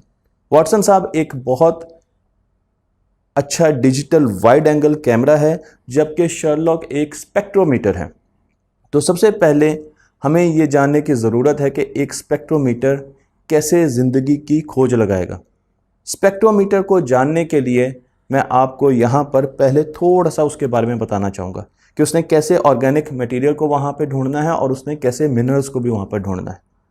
लेकिन सबसे पहले नासा के साइंसदानों को इंतखाब करना था कि उन्होंने ऑप्टिकल स्पेक्ट्रोमीटर भेजने हैं या उन्होंने मैस स्पेक्ट्रोमीटर भेजने हैं।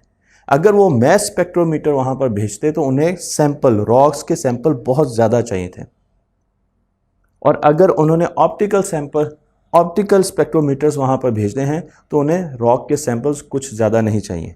इसलिए हमने वहाँ पर ऑप्टिकल स्पेक्ट्रोमीटर्स को भेजा, मैस स्पेक्ट्रोमीटर्स को नहीं भेजा, बल्कि इंसान जब जाएगा मरीख पर तो वहाँ पर इकट्ठे किए गए जितने भी हमारे पास सैंपल्स होंगे उनको वापस लाएगा और फिर उसकी मैस स्पेक्ट्रोस्कोपी की जाएगी। तो हम यहाँ पर स्पेक्ट्रोमीटर्स को देखते हैं। अज्यूम कीजिए कि आपने एक एलिमेंट पर, एक रॉक से लिए हुए सैंपल जिसमें कार्बन मौजूद है, उस पर लाइट बरसाई।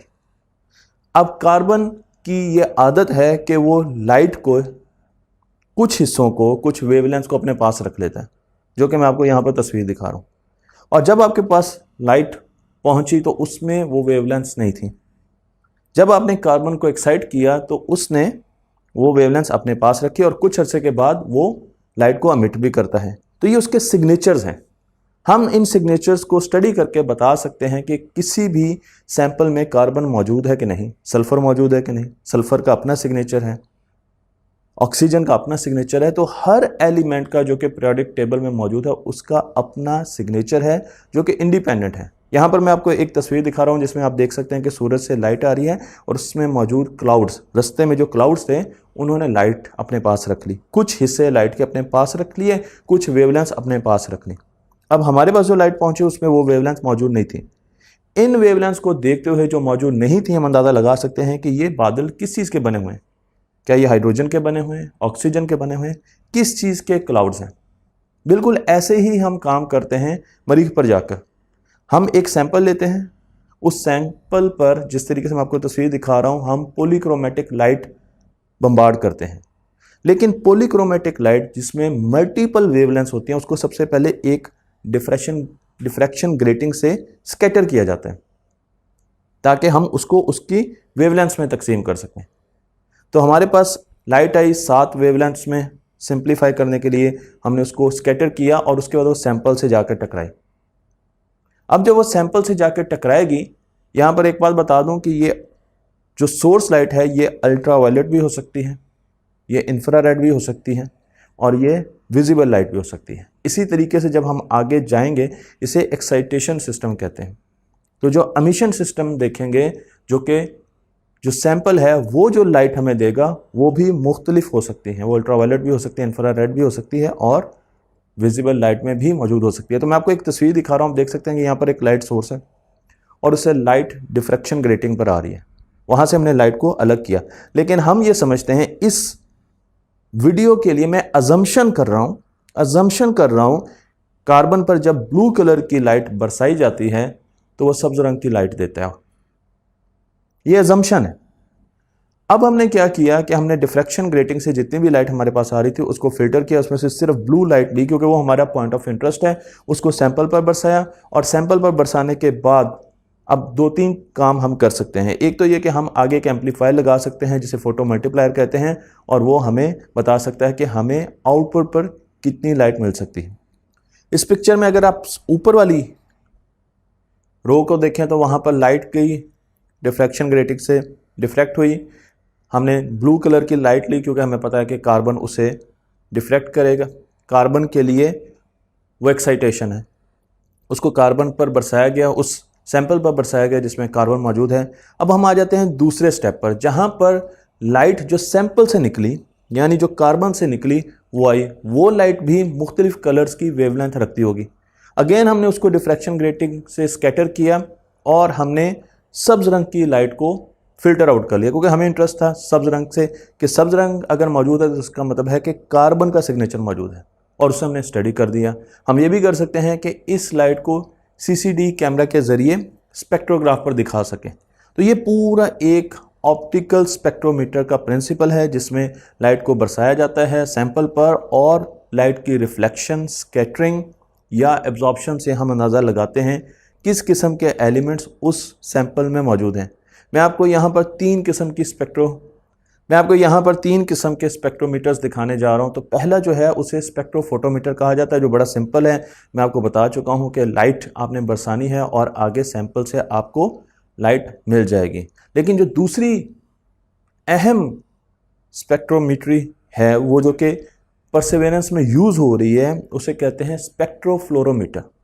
और इसमें हमारे पास जो रोशनी होती है जो बरसाते हैं वो विजिबल लाइट भी हो सकती है, वो अल्ट्रावायलेट भी हो सकती है, यूजुअली यही दो होती हैं। और जो हमें आउटपुट पर मिलेगी, जो मटेरियल एमिट करेगा, जो हमारा सैंपल एमिट करेगा, वो भी इंफ्रारेड हो सकती है, वो अल्ट्रावायलेट भी हो सकती है और वो विजिबल रेंज में भी हो सकती है। तो यहाँ पर ये चीज़ बहुत अहम है कि विजिबल लाइट में सिर्फ हम काम नहीं कर रहे हैं, हम एनालिसिस जो कर रहे हैं, एमिशन जो फ्लोरोसेंस स्पेक्ट्रा देख रहे हैं, वो यूवी लाइट में भी हो सकता है, वो इंफ्रारेड में भी हो सकता है और वो विजिबल लाइट में भी हो सकता है। लेकिन ज़्यादातर हम विजिबल लाइट और यूवी लाइट में देख रहे होंगे। बाकी सारा का सारा प्रोसेस इसमें बिल्कुल वैसा ही है, लेकिन इसमें हमें और भी ज़्यादा इन्फॉर्मेशन मिलेगी। यहाँ पर मैं आपको इसकी एक डेफिनेशन दिखा रहा हूँ। तो आप देख सकते हैं कि हमने विजिबल लाइट, इस तस्वीर में अगर आप देखें, विजिबल लाइट ली और उसमें से हमने ब्लू लाइट को आगे उस सैंपल पर बरसाया, उस सैंपल ने एब्जॉर्ब किया और हमें आउटपुट पर एमिट की उसने ग्रीन लाइट। इसके साथ साथ वो ग्रीन लाइट के साथ साथ वो यूवी लाइट भी दे सकता है। तो हमने उसे एनालिसिस करना है और वहाँ से हमें सिग्नेचर्स पता चलेंगे कि इसमें कार्बन मौजूद है, इसमें फास्फोरस मौजूद है, इसमें सल्फर मौजूद है। इसी की एक आगे और वेरिएशन जो कि अगेन परसेवेरेंस रोवर में यूज़ हो रही है, जिसे रेमान स्कैटरिंग स्पेक्ट्रोमीटर कहा जाता है। इसमें जो हमारा सैंपल है वो लाइट को एब्जॉर्ब नहीं करेगा, वो स्कैटर करेगा। तो हम लेज़र्स के ज़रिए उसको बम्बार्ड करेंगे। अब जो लाइट आई है वो लेज़र आ गई है, यानी कि वो मोनोक्रोमेटिक लाइट आ गई है। बहुत छोटी वेवलेंथ की आई है। जो वेवलेंथ मैं आपको दिखा रहा हूँ वो 280 नैनोमीटर, 280 नैनोमीटर से लेके 200 नैनोमीटर तक है। हम लेज़र बरसाते हैं और उससे आगे जो हमारे पास लाइट आती है, जो स्कैटरिंग होती है, उसमें हमें मुख्तलिफ़ किस्म की लाइट्स मिलती हैं। वहाँ पर हम एक फ़िल्टर लगाते हैं और फिर हम रेमान स्कैटरिंग लाइट जो हमें मिलती है, जो सिर्फ स्कैटर होती है, एमिशन इसमें नहीं होती, उसको हम सीसीडी पर प्लॉट करते हैं और हमें पता चलता है कि इसमें किस किस्म के एलिमेंट्स मौजूद हैं। तो यहाँ पर आपको नोच फिल्टर भी नज़र आ रहा है, जो कि कुछ स्पेसिफिक फ्रिक्वेंसी की लाइट को पास करने देता है और बाकियों को रोक लेता है। ये बिल्कुल एक छोटे से गेट की तरह होता है जो कि काम कर रहा होता है। जो लेज़र हम यूज़ करते हैं स्पेक्ट्रोस्कोपी के लिए, वो 48 मिलीमीटर ज़मीन से ऊपर रखी जाती है। तो वो 48 मिलीमीटर के ऊपर होती है और फिर वो प्रॉपर तरीके से काम कर रही है। तो मैं आपको यहाँ पर परसेवेरेंस की तस्वीर दिखा रहा हूँ, जिस पर आप देख सकते हैं कि शर्लक उसके रोबोटिक आर्म पर माउंटेड है और उसके साथ वाटसन भी मौजूद है। और शर्लक का काम यह है कि उसने पानी को ढूंढना है, एक्वा हिस्ट्री को देखना है, उसने एलिमेंट्स को ढूंढना है, वो एलिमेंट्स जिन्हें शनॉप्स कहा जाता है, जो कि ज़िंदगी के बिल्डिंग ब्लॉक्स हैं, उनको ढूंढना है, उसने मिनरल्स को ढूंढना है, उसने कार्बन के बायो सिग्नेचर को ढूंढना है। और वाटसन का काम यह है कि उसने तस्वीरें खींचनी है, जो कि आगे भी देखने जा रहे हैं। तो दो किस्म के कंपाउंड्स को हमने ढूंढना है। एक को एरोमेटिक कंपाउंड कहा जाता है, जो कि अनसैचुरेटेड हाइड्रोकार्बन्स होते हैं और इनकी खुशबू होती है, इसलिए एरोमेटिक कंपाउंड्स आप अंदाज़ा लगा सकते हैं। अरोमा का मतलब होता है खुशबू। तो ये हमें ज़िंदगी के बारे में बताएंगे। लेकिन उसके साथ साथ हमने एलिफेटिक कंपाउंड को भी ढूंढना होता है, जिनकी डिटेल्स मैं आपको दिखा रहा हूँ, जो कि ऑर्गेनिक क्लास होती है, सिंगल, डबल और ट्रिपल बॉन्ड से मिलकर बनती हैं, और इसे भी हमने ढूंढना है। तो चलें हम अब आपको शर्लक की परफॉर्मेंस दिखाते हैं। हमारे पास एक सैंपल है, टेस्ट सैंपल है, उसकी हमने तस्वीर खींची है और उसके बाद जब उसको एनालाइज किया गया तो आप देख सकते हैं कि किस किस्म की तस्वीर हमें इस स्पेक्ट्रोमीटर ने दी है, जो कि चमक रही है। आपको यहाँ पर ग्रीन कलर नज़र आ रहा है, तो ग्रीन कलर किसी एक एलिमेंट को रिप्रेजेंट कर रहा होगा, पिंक कलर किसी और एलिमेंट को रिप्रेजेंट कर रहा है। आप देख सकते हैं कि पिंक और ग्रीन इसमें बहुत ज़्यादा है। हमें और भी कई किस्म के कलर्स नज़र आ रहे हैं, हमें ग्रे कलर नज़र आ रहा है। तो इस तरीके से हम इस सैंपल को स्टडी कर रहे हैं और इससे हमें पता चल जाता है कि कौन सा एलिमेंट कितनी मिकदार में मौजूद है।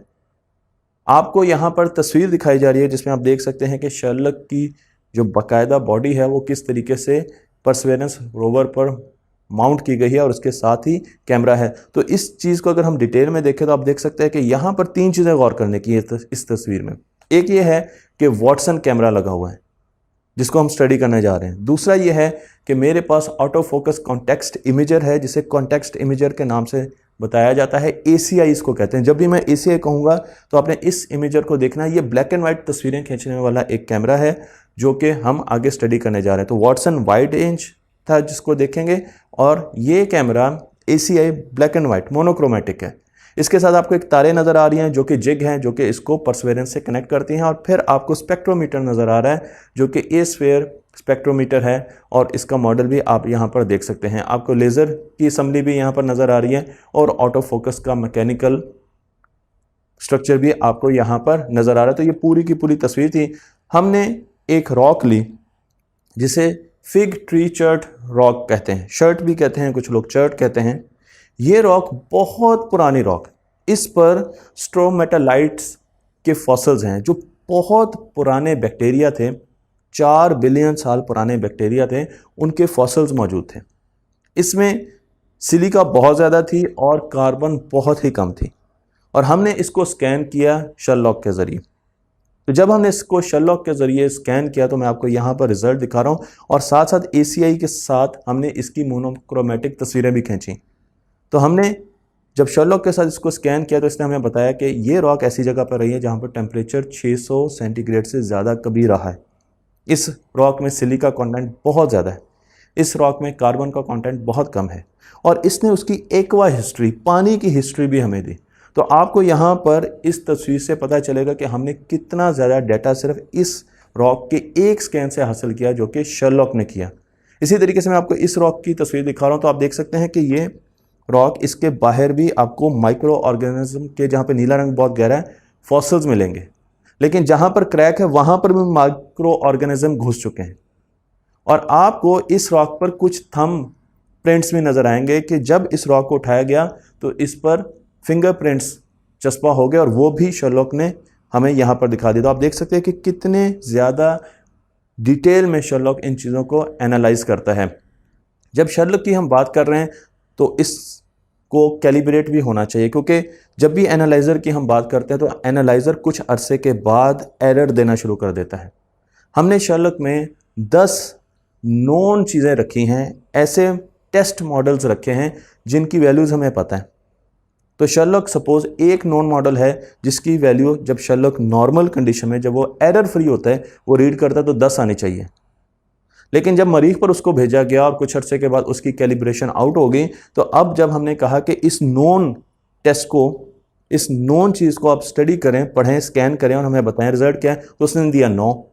इसका मतलब यह है कि 1 का एरर है, वो कम पढ़ रहा है 1, और हमने यहाँ पर बैठे सॉफ्टवेयर के ज़रिए उसको कैलिब्रेट कर दिया ताकि वो उसको भी 10 पढ़ सके। तो इस तरीके से हम उसे यहाँ से बैठकर कैलिब्रेट करते हैं। इन 10 सैंपल्स में से बहुत से मुख्तलिफ मटेरियल्स हैं, लेकिन इनमें जो अहम बात है वो ये है कि कुछ मेटेओराइड के चंक्स भी हैं और कुछ स्पेस सूट के सैंपल्स भी हैं, क्योंकि हम ये देखना चाहते हैं कि जब परसेवरेंस वहाँ पर गया तो वक्त के साथ साथ जो स्पेस सूट एस्ट्रोनॉट्स वहाँ पर पहन के जाएंगे, उनका जो मटेरियल है वो कैसे डिटेरियोरेट करेगा, कैसे उसको नुकसान पहुँचेगा। तो हम उसके भी बार बार स्कैन करते जाते हैं। ये हमारी एक एक्सपेरिमेंटेशन है ताकि हमें पता चले कि जो स्पेस सूट हम समझ रहे हैं कि हमारे लिए मरीख पर सेफ़ होंगे, क्या वो वाकई सेफ़ होंगे। तो शेरलॉक का काम ये भी है कि वो उन स्पेस सूट्स के बारे में हमें बताता जा रहा है। और इसी तरीके से जो मेटेओराइड मैंने आपको शुरू में बताया, 1999 में ये मेटेओराइड्स मरीख से ज़मीन पर गिरे थे, इनको भी हम सैंपल के तौर पर वहाँ पर यूज़ करते हैं। इसके साथ साथ शेरलॉक पर वॉटसन मौजूद है जो कि एक वाइड एंगल कैमरा है, और उसका काम यह है कि वो बहुत अच्छी कलर्ड पिक्चर्स हमें भेजता है इंजीनियरिंग के लिए, रिसर्च के लिए और यहाँ पर मुख्तलिफ़ किस्म के एनालिसिस के लिए। मैं आपको उसकी डिटेल यहाँ पर दिखा रहा हूँ। तो इस जो कैमरा है, इसकी जो विरासत आई है वो आई है माली कैमरे से, जो कि क्यूरोसिटी पर चस्पा था। वो एक मैग्नीफाइंग ग्लास था। बिल्कुल उसी तरीके से इसने वही चीज़ें ली हैं, उनको फर्दर इम्प्रूव किया है। तो इसमें हम इसे वॉटसन कहते हैं। कलर्ड कैमरा है, और अगर आप इसकी तस्वीरें देखें तो मैं आपको यहाँ पर दिखा रहा हूँ कि मुख्तलिफ तस्वीरें हैं जो कि हमने वॉटसन से खींची हैं, और क्योंकि ये वाइड एंगल है तो ये बहुत दूर की तस्वीर भी खींच सकता है। एक और कैमरा लगा हुआ है जिसे हमने ऑटो फोकस कॉन्टेक्स्ट इमेजर कहा था, ACI कहा था। मोनोक्रोमेटिक इमेजर है, कोडेक का बना हुआ है, आप उसकी डिटेल्स यहाँ पर देख सकते हैं। और इसका काम क्या है? इसका काम क्या है कि इसने डिटेल्ड तस्वीरें खींचनी हैं। तो ये वाइड एंगल नहीं है, लेकिन ये स्पेसिफिक तस्वीरें खींचेगा जो कि हमारा पॉइंट ऑफ इंटरेस्ट है, उसकी तस्वीरें हम देख सकते हैं। तो यहाँ पर आपको मैं एक तस्वीर दिखा रहा हूँ, आप देख सकते हैं कि वही तस्वीर है, उससे मिलती जुलती तस्वीर है जो पहले दिखाई थी। तो कॉन्टेक्स्ट इमेजर यहाँ पर लगा हुआ है, स्पेक्ट्रोमीटर लगा हुआ है। आप यहाँ पर वाइड एंगल इमेजर यानी माहली उसको कहते थे, अब वो वॉटसन है, वो आप देख सकते हैं। ऑटो फोकस की असम्बली देख सकते हैं और लेज़र भी देख सकते हैं। तो काम कैसे होता है, काम स्पेक्ट्रोमीटर कैसे करता है, शर्लॉक और वाटसन मिलकर कैसे काम करते हैं, ये मैं डिटेल में आपको अगली वीडियोस में बताऊंगा। लेकिन कुछ चीज़ें मैं आपको बता सकता हूं कि जब भी हम स्कैन करते हैं तो सबसे पहले वाटसन से तस्वीरें खींची जाती हैं। वाइड एंगल एक रोवर जा रहा है, परसेवरेंस रोवर जा रहा है, तो वो वाइड एंगल तस्वीरें खींचेगा और पीछे साइंसदानों को भेजेगा। उसके साथ साथ ACI अपनी तस्वीरें खींचेगा, वो भी साइंसदानों को भेजेगा। उन दोनों तस्वीरों को ब्लैक एंड वाइट और कलर्ड वाइड एंगल तस्वीरों को हम मैच करते हैं और देखते हैं कि किसी किस्म का एरर तो नहीं है। और उसके बाद हम एक सर्वे मोड ऑन कर देते हैं। सर्वे मोड एक जेनेरिक मोड है जिसमें रोवर इर्द गिर्द देखते हुए चलता है, वो ज़्यादा एरिया ज़्यादा वेवलेंथ के साथ स्कैन कर रहा होता है। तो आप यहाँ पर देख सकते हैं कि स्पेक्ट्रा जो है वो 1250 है, जबकि एरिया 49 मिलीमीटर स्क्वायर है। तो काफ़ी ज़्यादा एरिया वो स्कैन करता जा रहा है। और उसके साथ उसने स्कैन क्या करना है, उसे चाहिए एरोमेटिक्स और एलिफेटिक्स, जो कि मैंने आपको बताया था ऑर्गेनिक कंपाउंड्स है, वो उनको ढूंढ रहे हैं। और जहाँ पर उसको लगता है, उसने एक जेनेरिक स्कैन किया और जहाँ पर उसको लगता है सर्वे मोड में कि ये पॉइंट ऑफ इंटरेस्ट है, ये हमारे साइंसदानों को लगता है, जो पीछे नासा के साइंसदान बैठे होते हैं उनको लगता है ये पॉइंट ऑफ इंटरेस्ट है, तो ये स्कैन सिर्फ 8.8 मिनट में किया गया। उसके बाद हम फ़ौरन अपने पॉइंट ऑफ इंटरेस्ट को पॉइंट आउट करते हैं और वहाँ पर डिटेल्ड मोड ऑन कर देते हैं, डिटेल्ड स्कैन करते हैं। इसमें कम वेवलेंथ की लेज़र्स का इस्तेमाल होता है। अब बहुत ही स्पेसिफिक स्कैन शुरू हो गया है जिसमें 100 आप देख सकते हैं कि यहाँ पर स्पेक्ट्रा हम यूज़ कर रहे हैं। और उसके साथ साथ हम जो एरिया स्कैन करते हैं वो 1 मिलीमीटर स्क्वायर, बहुत छोटा एरिया हम स्कैन कर रहे होते हैं और उसकी ड्यूरेशन है 23 मिनट। तो आप देख सकते हैं कि टाइम बढ़ा दिया, हम उसमें एरोमेटिक्स और एलिफेटिक्स ये दोनों सर्च कर रहे हैं। और साथ साथ आप देखें तो हमारे पास जो लेज़र पल्सेस हैं वो भी बहुत बढ़ गई हैं। तो आप कंपैरिजन कर सकते हैं कि पहले हमने सर्वे किया और अब हम डिटेल्ड स्कैन कर रहे हैं, और डिटेल्ड स्कैन करके हम मिनरल्स को भी देख रहे हैं, हम ऑर्गेनिक्स को भी देख रहे हैं, और वो सारा डाटा ये वापस पीछे भेज रहा है।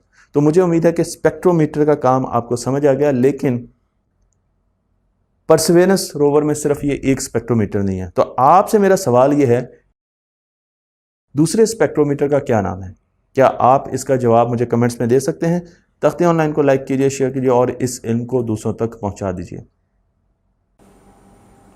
अस्सलाम वालेकुम, मैं हूं अदील इम्तियाज़ और आप देख रहे हैं तख्ती ऑनलाइन। कुछ अरसे पहले हमें अंटार्कटिका में एक मेटेरॉइड मिला जो कि मार्स से आया था।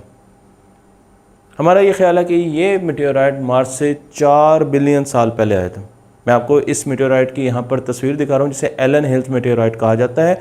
1984 में मिला, और जब ये मिला साइंसदानों ने इस पर रिसर्च की तो उन्होंने फ़ौरन ब्रेकिंग न्यूज़ दी कि जी हमें ज़िंदगी के आसार मिल गए हैं मार्स पर, क्योंकि इस रॉक में हमें बैक्टीरिया के फॉसिल्स नज़र आए। लेकिन उसके बाद कुछ और साइंसदानों ने इस रिसर्च को कंट्रोवर्शियल कहा और उन्होंने लैब में साबित किया कि ऐसे ही माइक्रो स्ट्रक्चर्स हम ऑर्गेनिक मटेरियल और कार्बोनेट्स का इस्तेमाल करते हुए बना सकते हैं।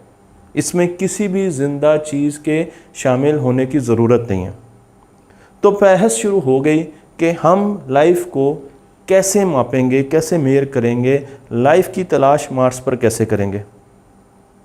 मैं आपको ये बताना चाहता हूँ कि लाइफ के लिए 2 बहुत अहम कंपोनेंट्स पानी और मिनरल्स हैं। जब हमने क्यूरोसिटी को मार्स पर भेजा तो हमने उसे लाइफ की डिटेक्शन के लिए तो भेजा ही, लेकिन सबसे अहम काम जो क्यूरोसिटी का था वो था कि उसने मिनरल्स को, कुछ मिनरल्स को और पानी को डिटेक्ट करना था। क्यूरोसिटी ने जाते ही मार्स पर जो तस्वीरें हमें भेजी उससे हमें पता चल गया कि मार्स पर पानी मौजूद है, क्योंकि हमें ऐसी रॉक्स नज़र आ रही थी जो कि गोल थी, जिनकी एजेस गोल थी, और पानी ही रॉक्स को जब अपने साथ बहाता है तो वो उनकी एजेस को गोल करता है। उसके अलावा कोई ऐसा मैकेनिज़्म नहीं है कि रॉक्स की, छोटे छोटे रॉक्स की एजेस गोल हों। तो उससे हमें अंदाज़ा हो गया कि पानी मौजूद है। लेकिन बाद में हमारे पास और भी एविडेंस आ गए जिससे इस अंदाज़े की कन्फर्मेशन हो गई। तो मार्स पर पानी तो मौजूद है, जो कि तकरीबन 3.5 से 3.8 बिलियन साल पहले मार्स पर आया। कैसे आया? हमारा ये ख्याल है कि लेट हैवी बम्बार्डमेंट, जिस पर मैं पूरी वीडियो बना चुका हूँ, उन एस्ट्रॉइड्स के ज़रिए, उन मटीरॉइड्स के ज़रिए मार्स पर पानी आया। उसके साथ साथ हम कुछ एलिमेंट्स भी सर्च कर रहे थे मार्स पर, क्योंकि हम ये समझते हैं कि हमारी बॉडी का 90% इन एलिमेंट्स से मिलकर बनता है, जिन्हें स्नॉप्स कहा जाता है। Carbon, hydrogen, oxygen, nitrogen, phosphorus और सल्फ़र। तो अगर आप इनको जोड़ लें तो स्नॉप्स आता है, और इसका मतलब यह है कि कहीं भी आपको हम जैसी लाइफ की अगर तलाश होगी तो वहाँ पर स्नॉप्स का होना ज़रूरी है। एलिमेंट्स हमें जल्दी जल्दी मिलना शुरू हो गए, क्योंकि क्यूरोसिटी के पास एक लैब थी, साइंटिफिक लैब भी थी। तो वो सैंपल लेती थी और उसको एनालाइज करती थी, तो हमें मुख्तलिफ एलिमेंट्स मिलना शुरू हो गए। लेकिन सबसे एंड पर और सबसे देर जो लगाई वो फास्फोरस ने लगाई। फास्फोरस के मिलते ही हमें अंदाज़ा हो चुका था कि वहाँ पर पानी भी मौजूद है, और वहाँ पर पानी के साथ मिनरल्स भी मौजूद हैं जो कि लाइफ को सपोर्ट करते हैं। अब हमें ज़रूरत है वहाँ पर लाइफ को ढूंढने के लिए, और उसके लिए हमने भेजी परसी, अगला मिशन परसेवरेंस रोवर। और परसेवरेंस रोवर ने लाइफ को तलाश करना है वहाँ पर। मैं बहुत सी वीडियोस बना चुका हूँ। इस रोवर को हमने जज़ीरो क्रेटर के एक डेल्टा पर भेजा है। ये एक दरिया है, उसका डेल्टा है, और फिर वो आगे एक झील में, एक पॉन्ड में गिरता है, जो कि 3 बिलियन साल पुराना है। और हमें अंदाज़ा है कि वहाँ पर बहुत से माइक्रोब्स हमें मिलेंगे, और उन माइक्रोब्स को ही डिटेक्ट करने के लिए हमने परसेवरेंस रोवर को वहाँ पर भेजा है। क्योंकि हम ये समझते हैं कि माइक्रोब्स बहुत ज़्यादा सख्त जान होते हैं। हमारी ज़मीन पर माइक्रोब्स तकरीबन 3.7 बिलियन साल पहले आ चुके थे, और उसके बाद कॉम्प्लेक्स लाइफ आई। माइक्रोब्स बहुत ज़्यादा हार्श एनवायरनमेंट में रह सकते हैं। इस पर पूरी एक रिसर्च की गई है कि ऐसी ऐसी गारों में भी माइक्रोब्स मौजूद हैं जो कि बहुत ज़्यादा एसिडिक हैं। ज़मीन पर जहाँ बहुत ज़्यादा टेम्परेचर है, वहाँ पर कोई लाइफ ज़िंदा नहीं रह सकती, लेकिन वहाँ पर भी माइक्रोब्स मौजूद हैं। उसके अलावा हमें लाइफ की क्या फॉर्म मिल सकती है? एक तो मैंने आपको बताया कि हमें माइक्रोब्स के फॉसिल्स मिल सकते हैं, हमें इंसानों के या दूसरे जानदार के फॉसिल्स मिल सकते हैं, हमें ट्रीज़ के फॉसिल्स मिल सकते हैं, हमें पत्तों के, झाड़ियों के फॉसिल्स मिल सकते हैं। तो ये वो सारी चीज़ें हैं जिनको हम तलाश कर रहे हैं, और सबसे ज़्यादा हम तलाश कर रहे हैं माइक्रोब्स को, क्योंकि हमने जब ज़मीन पर देखा कि सबसे पुरानी ज़िंदगी के ढांचे हमें कहाँ मिले, तो वो मिले ऑस्ट्रेलिया में। और ऑस्ट्रेलिया में हमें एक ख़ास किस्म की रॉक मिलती है साहली इलाकों में, जिसे स्ट्रोमेटालाइट कहा जाता है। स्ट्रोमेटालाइट ऐसी रॉक होती है जिस पर बैक्टीरिया जब वो ख़त्म हो जाता है तो वो अपने फॉसिल्स के ज़रिए उसकी लेयर्स बनाता है। उसकी लेयर फॉसिलाइज्ड बैक्टीरिया की, साइनो बैक्टीरिया की बनी हुई होती हैं। मैं आपको यहाँ पर तस्वीर में भी दिखा रहा हूँ। तो अगर हम उन फॉसिल्स को देखें, उनके केमिकल एनालिसिस किए जाएँ, देखा जाए कि वो किस किस्म के केमिकल्स, किस किस्म के एलिमेंट से मिलकर बनते हैं, तो हम मरीख पर भी ये काम कर सकते हैं।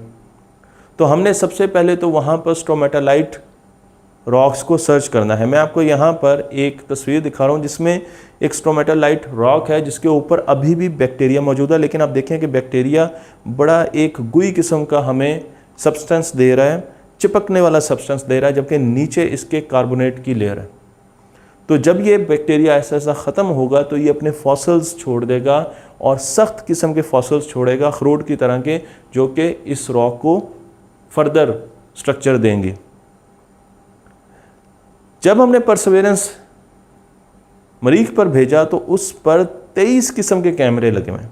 मैंने कई कैमरों पर वीडियो भी बनाई है, लेकिन उन कैमरों में हमारे पास zoom, panoramic camera, micro imager, हमारे पास रेडार और स्पेक्ट्रोमीटर्स लगे हुए हैं।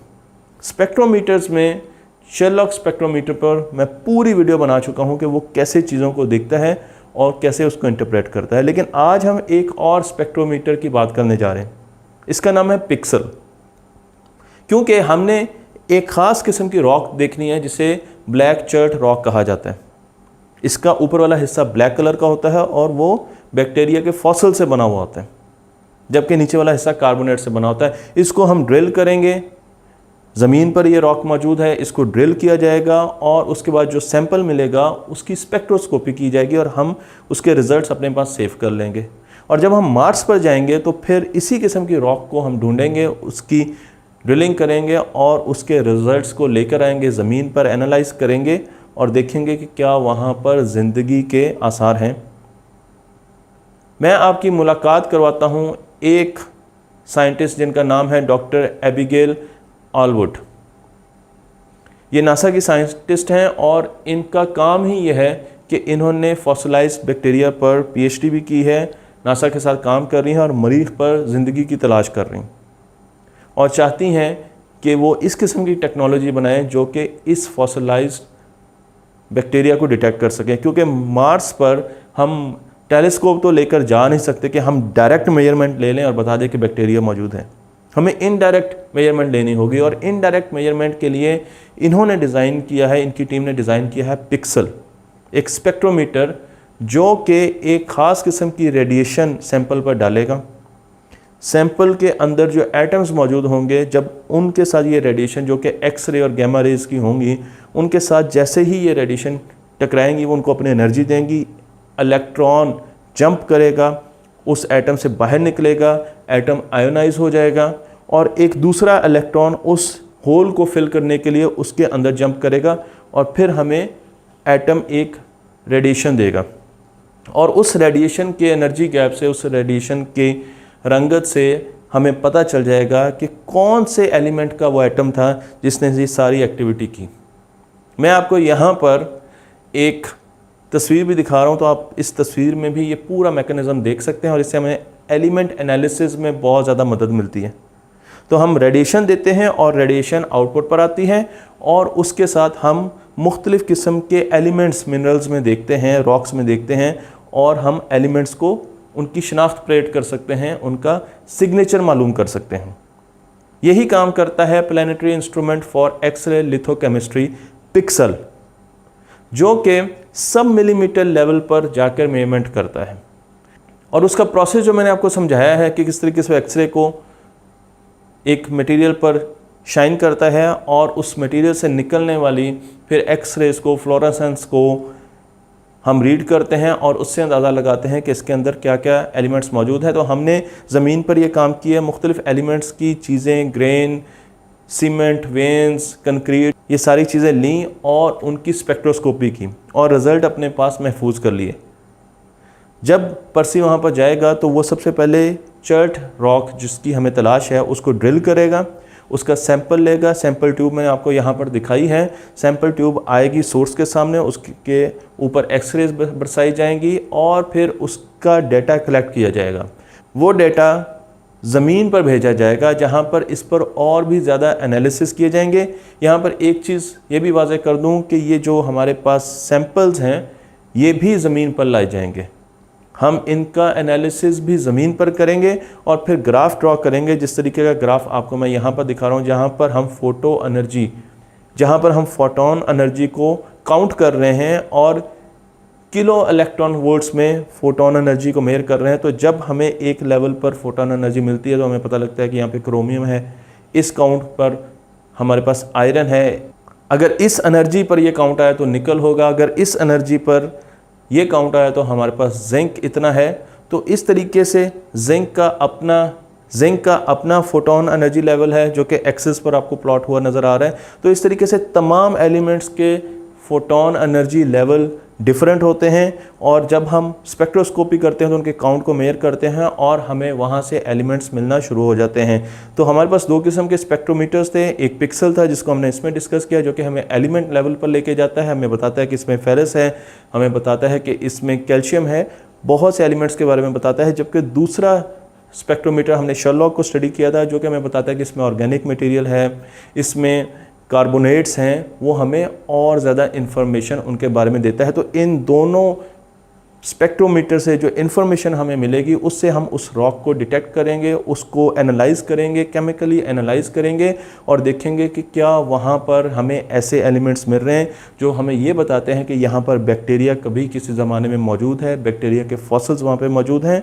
और अगर हमें बैक्टीरिया के फॉसिल्स वहाँ पे मिल जाते हैं तो इसका मतलब है कि हमें वहाँ पर लाइफ मिल गई। मुझे उम्मीद है कि ये वीडियो आपको पसंद आई होगी। तख्ती ऑनलाइन को लाइक कीजिए, शेयर कीजिए और अपने इल्म को दूसरों तक पहुँचाते रहिए।